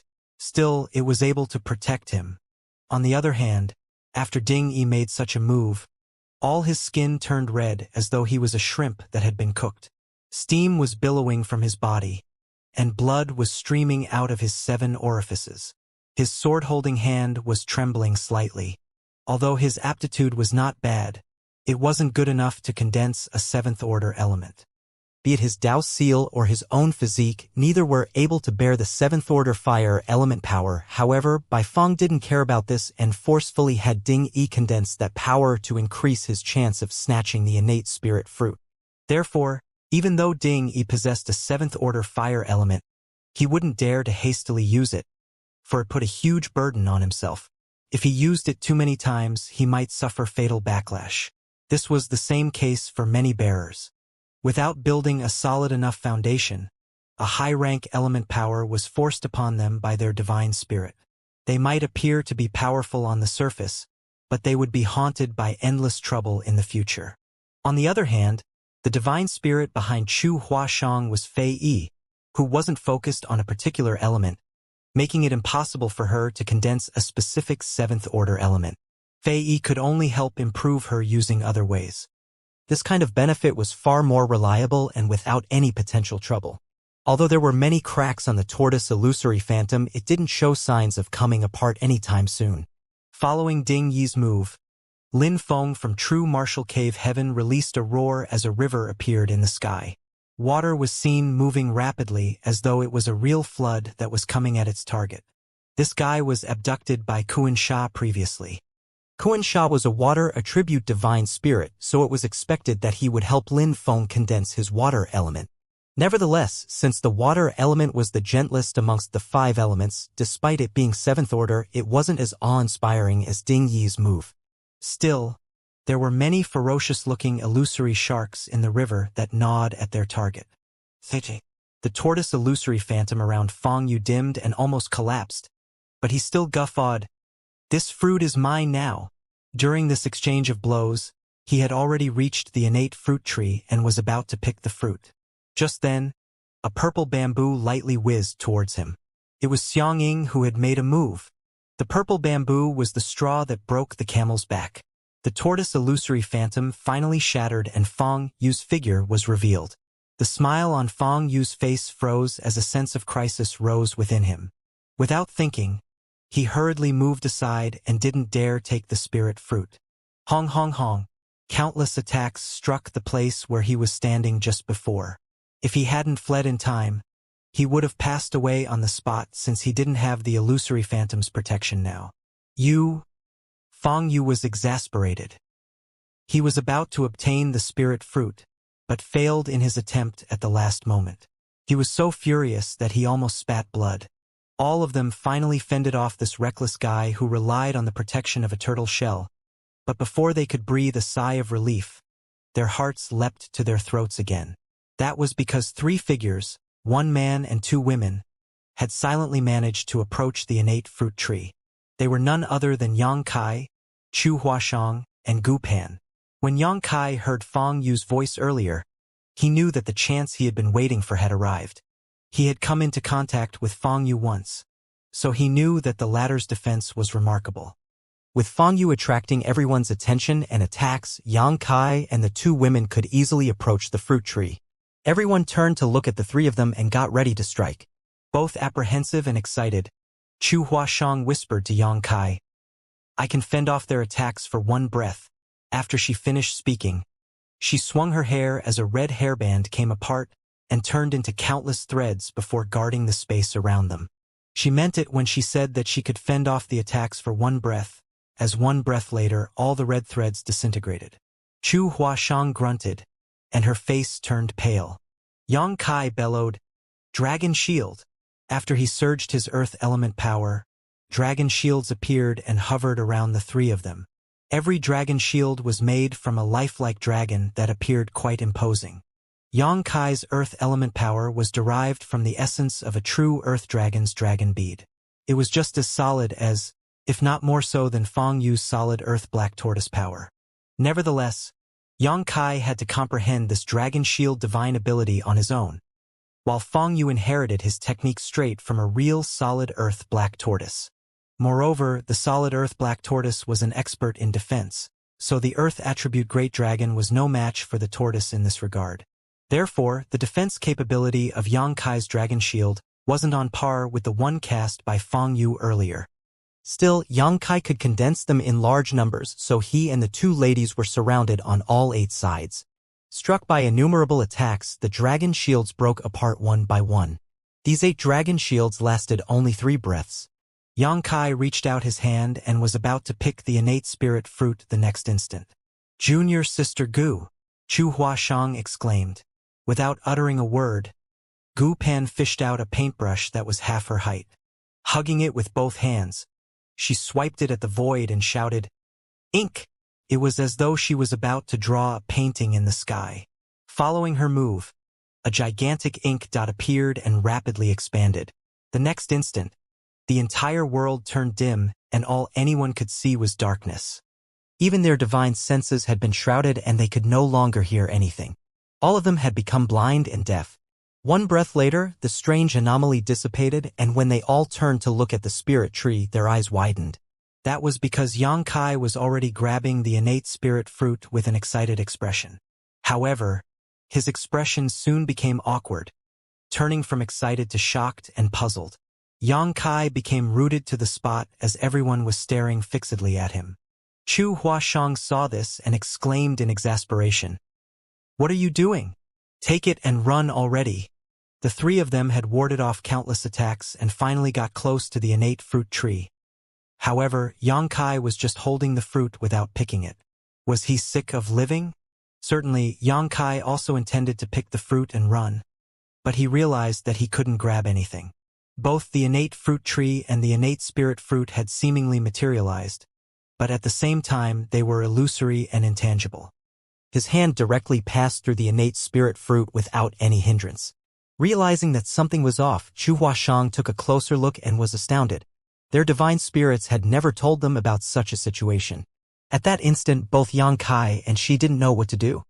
After giving it a thought, they realized that the divine spirits might not have intentionally hidden anything from them. The divine spirits might not know what would happen either. They only knew that in order to leave the grand ancient ruins boundary, they had to rely on the power of the innate spirit fruit. However, throughout history, the bearers who had gotten the innate spirit fruits and their divine spirits would leave the grand ancient ruins boundary as soon as possible, so the rest of the divine spirits would have no idea what happened in the primordial land. What should we do? Chu Huashang looked anxiously at Yang Kai as she thought. Gu Pan said in a hushed voice, "Do we keep staying here?" Everyone stopped attacking and looked dazedly at Yang Kai while furrowing their brows. None of them had expected that the thing they were scrambling to snatch was so uncanny. Since Yang Kai was unable to pick the spirit fruit, the rest of them probably wouldn't be able to either. At that instant, the place fell into silence. Nevertheless, anyone in Yang Kai's shoes would have felt apprehensive as all eyes were still on him. Yang Kai continuously tried, but he just couldn't grab the spirit fruit no matter what he did. Furious, he released his divine sense to grasp at it. The next instant, following a crack, the spirit fruit broke apart and turned into wisps of light right in front of everyone's eyes, stunning them all. Even Yang Kai became rooted to the spot as he felt a cold chill run up his back. He just wanted to give it a try by using his divine sense, but he never expected that he would shatter the innate spirit fruit. It never crossed his mind that the spirit fruit was so fragile. The innate spirit fruit was broken. Several dozen bearers bore the missions and responsibilities given to them by their respective divine spirits. They scrambled to snatch this innate spirit fruit, and some of them were severely injured or even killed. But now, the spirit fruit was shattered by Yang Kai. A myriad of emotions like shock, puzzlement, and fury came over the crowd. At that instant, all of them looked resentfully at Yang Kai. Without the innate spirit fruit, none of them could explain themselves to their divine spirit backers after they left the primordial land. If their divine spirits were mild-tempered, they might still stand a chance to survive. However, if their divine spirits were like Xianxia, they were bound to die. What Yang Kai had done had practically cut off their futures. This was an absolutely irreconcilable enmity. However, what was strange was that after the innate spirit fruit shattered, its spiritual lights didn't dissipate immediately, and instead, they streamed into the back of Yang Kai's hand. At that moment, Yang Kai felt the back of his hand burning, and as more wisps of light streamed into it, a peculiar yet abstruse pattern began to appear on his skin. Following the formation of the pattern, a realization suddenly dawned upon Yang Kai. Instantly, he figured out the uses of the innate spirit fruit and the reason that the people selected by the divine spirits were called bearers. A divine spirit needed to use their bearer's body as a medium for the innate spirit fruit's power in order to escape the grand ancient ruins' boundaries restrictions and leave this place. The innate spirit fruit was always destined to shatter and form this peculiar pattern.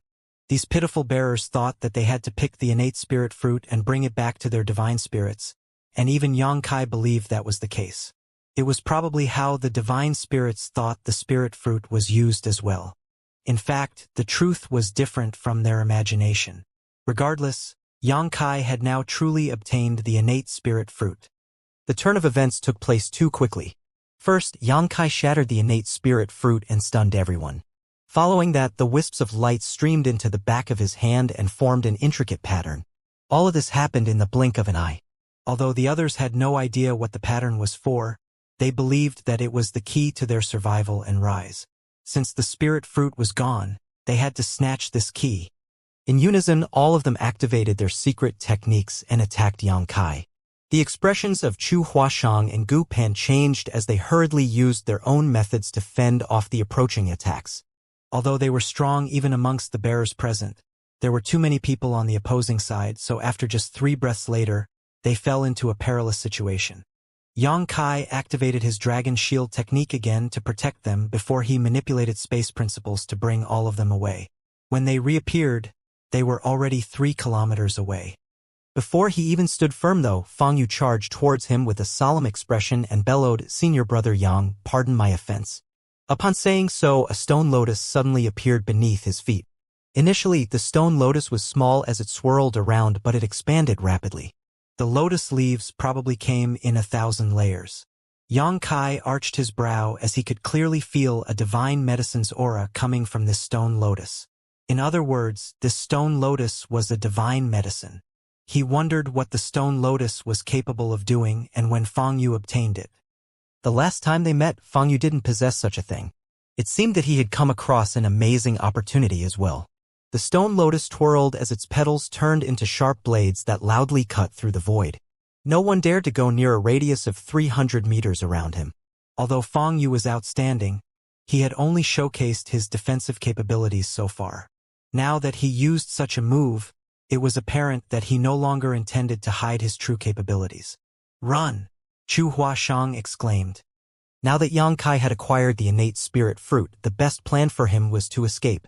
If he stayed here, he would put himself in a tight spot after being besieged. Ignoring her though, Yang Kai extended his hand. Following a dragon roar, the azure dragon spear appeared and he thrust out. A fist-sized black hole flashed at the tip of his spear as he shouted, "Brother Fong, defend yourself." Sensing the spear thrust's terrifying power, Fong Yu became extremely solemn.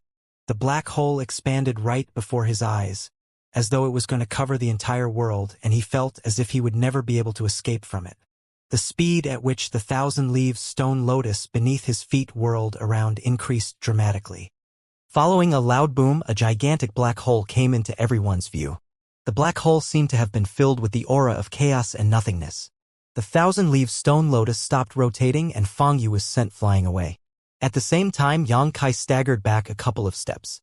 Even though he successfully warded Fong Yu off with his spear, he had also suffered some impact. The next instant, countless attacks came right at Yang Kai. Chu Huashang's face turned ashen. She was standing alongside Yang Kai, so she was also in the middle of this barrage of attacks. Even if she wouldn't lose her life, being severely injured was a given. At that moment, she had the urge to give Yang Kai a real piece of her mind. All of a sudden, a sun leapt out of Yang Kai's back. The golden crow was heard cawing and it flew around the sun. At the same time, a terrifying aura out. Gold Crow casts the sun. With the great sun hanging in the sky, many divine abilities melted away before they even got close to Yang Kai, while those that remained had their power significantly reduced. Yang Kai wielded his spear as innumerable spear shadows blocked those attacks. A series of explosions was continuously heard, and a moment later, Yang Kai kept his spear while panted slightly.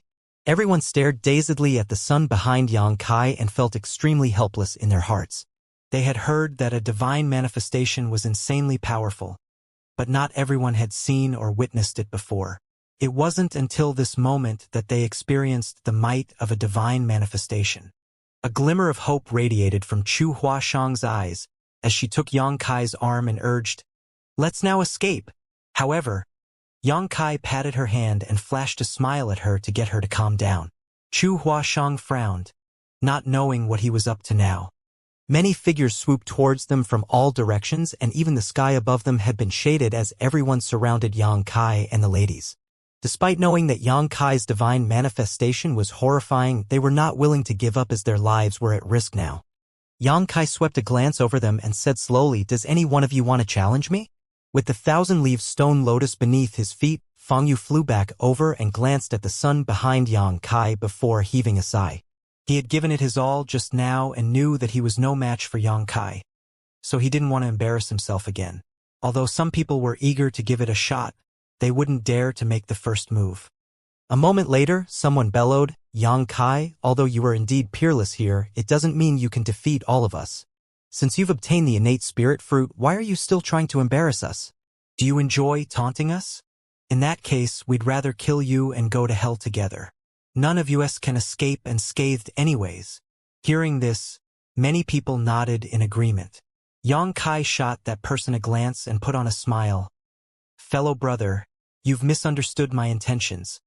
I'm not trying to embarrass all of you. Instead, I want to make a deal with you all." Sujin sighed and called out, "Brother Yang, please just speak plainly." He was on good terms with Yang Kai, so he wasn't sure if he should make a move now. If he did nothing, he couldn't explain himself to Zhu Yan. Nevertheless, even if he made a move, he might not be able to gain the upper hand. Yang Kai raised his right hand, and the peculiar pattern on the back of his hand immediately attracted everyone's attention. "I have no idea why the innate spirit fruit has turned into this pattern, but this should be what the divine spirits want. If I'm not mistaken, as long as anyone can kill me, this pattern will also be transferred to that person." Hearing that, everyone broke out into a commotion, and several of the gazes turned piercing. Chu Huashang turned to look at Yang Kai and became anguished. Was this guy an idiot? Why would you reveal such a secret at this point in time? Yang Kai grinned widely, seeing the crowd's reaction, and continued, "However, anyone who intends to do so should be prepared to be killed by me." He paused for a moment before mentioning, "Also," then he disappeared all of a sudden. Their expressions of everyone changed as none of them noticed how Yang Kai disappeared despite the fact that they had surrounded him and locked onto his aura. Before they could figure out what happened, Yang Kai's voice was heard coming from a different direction. "If I want to flee, none of you can stop me."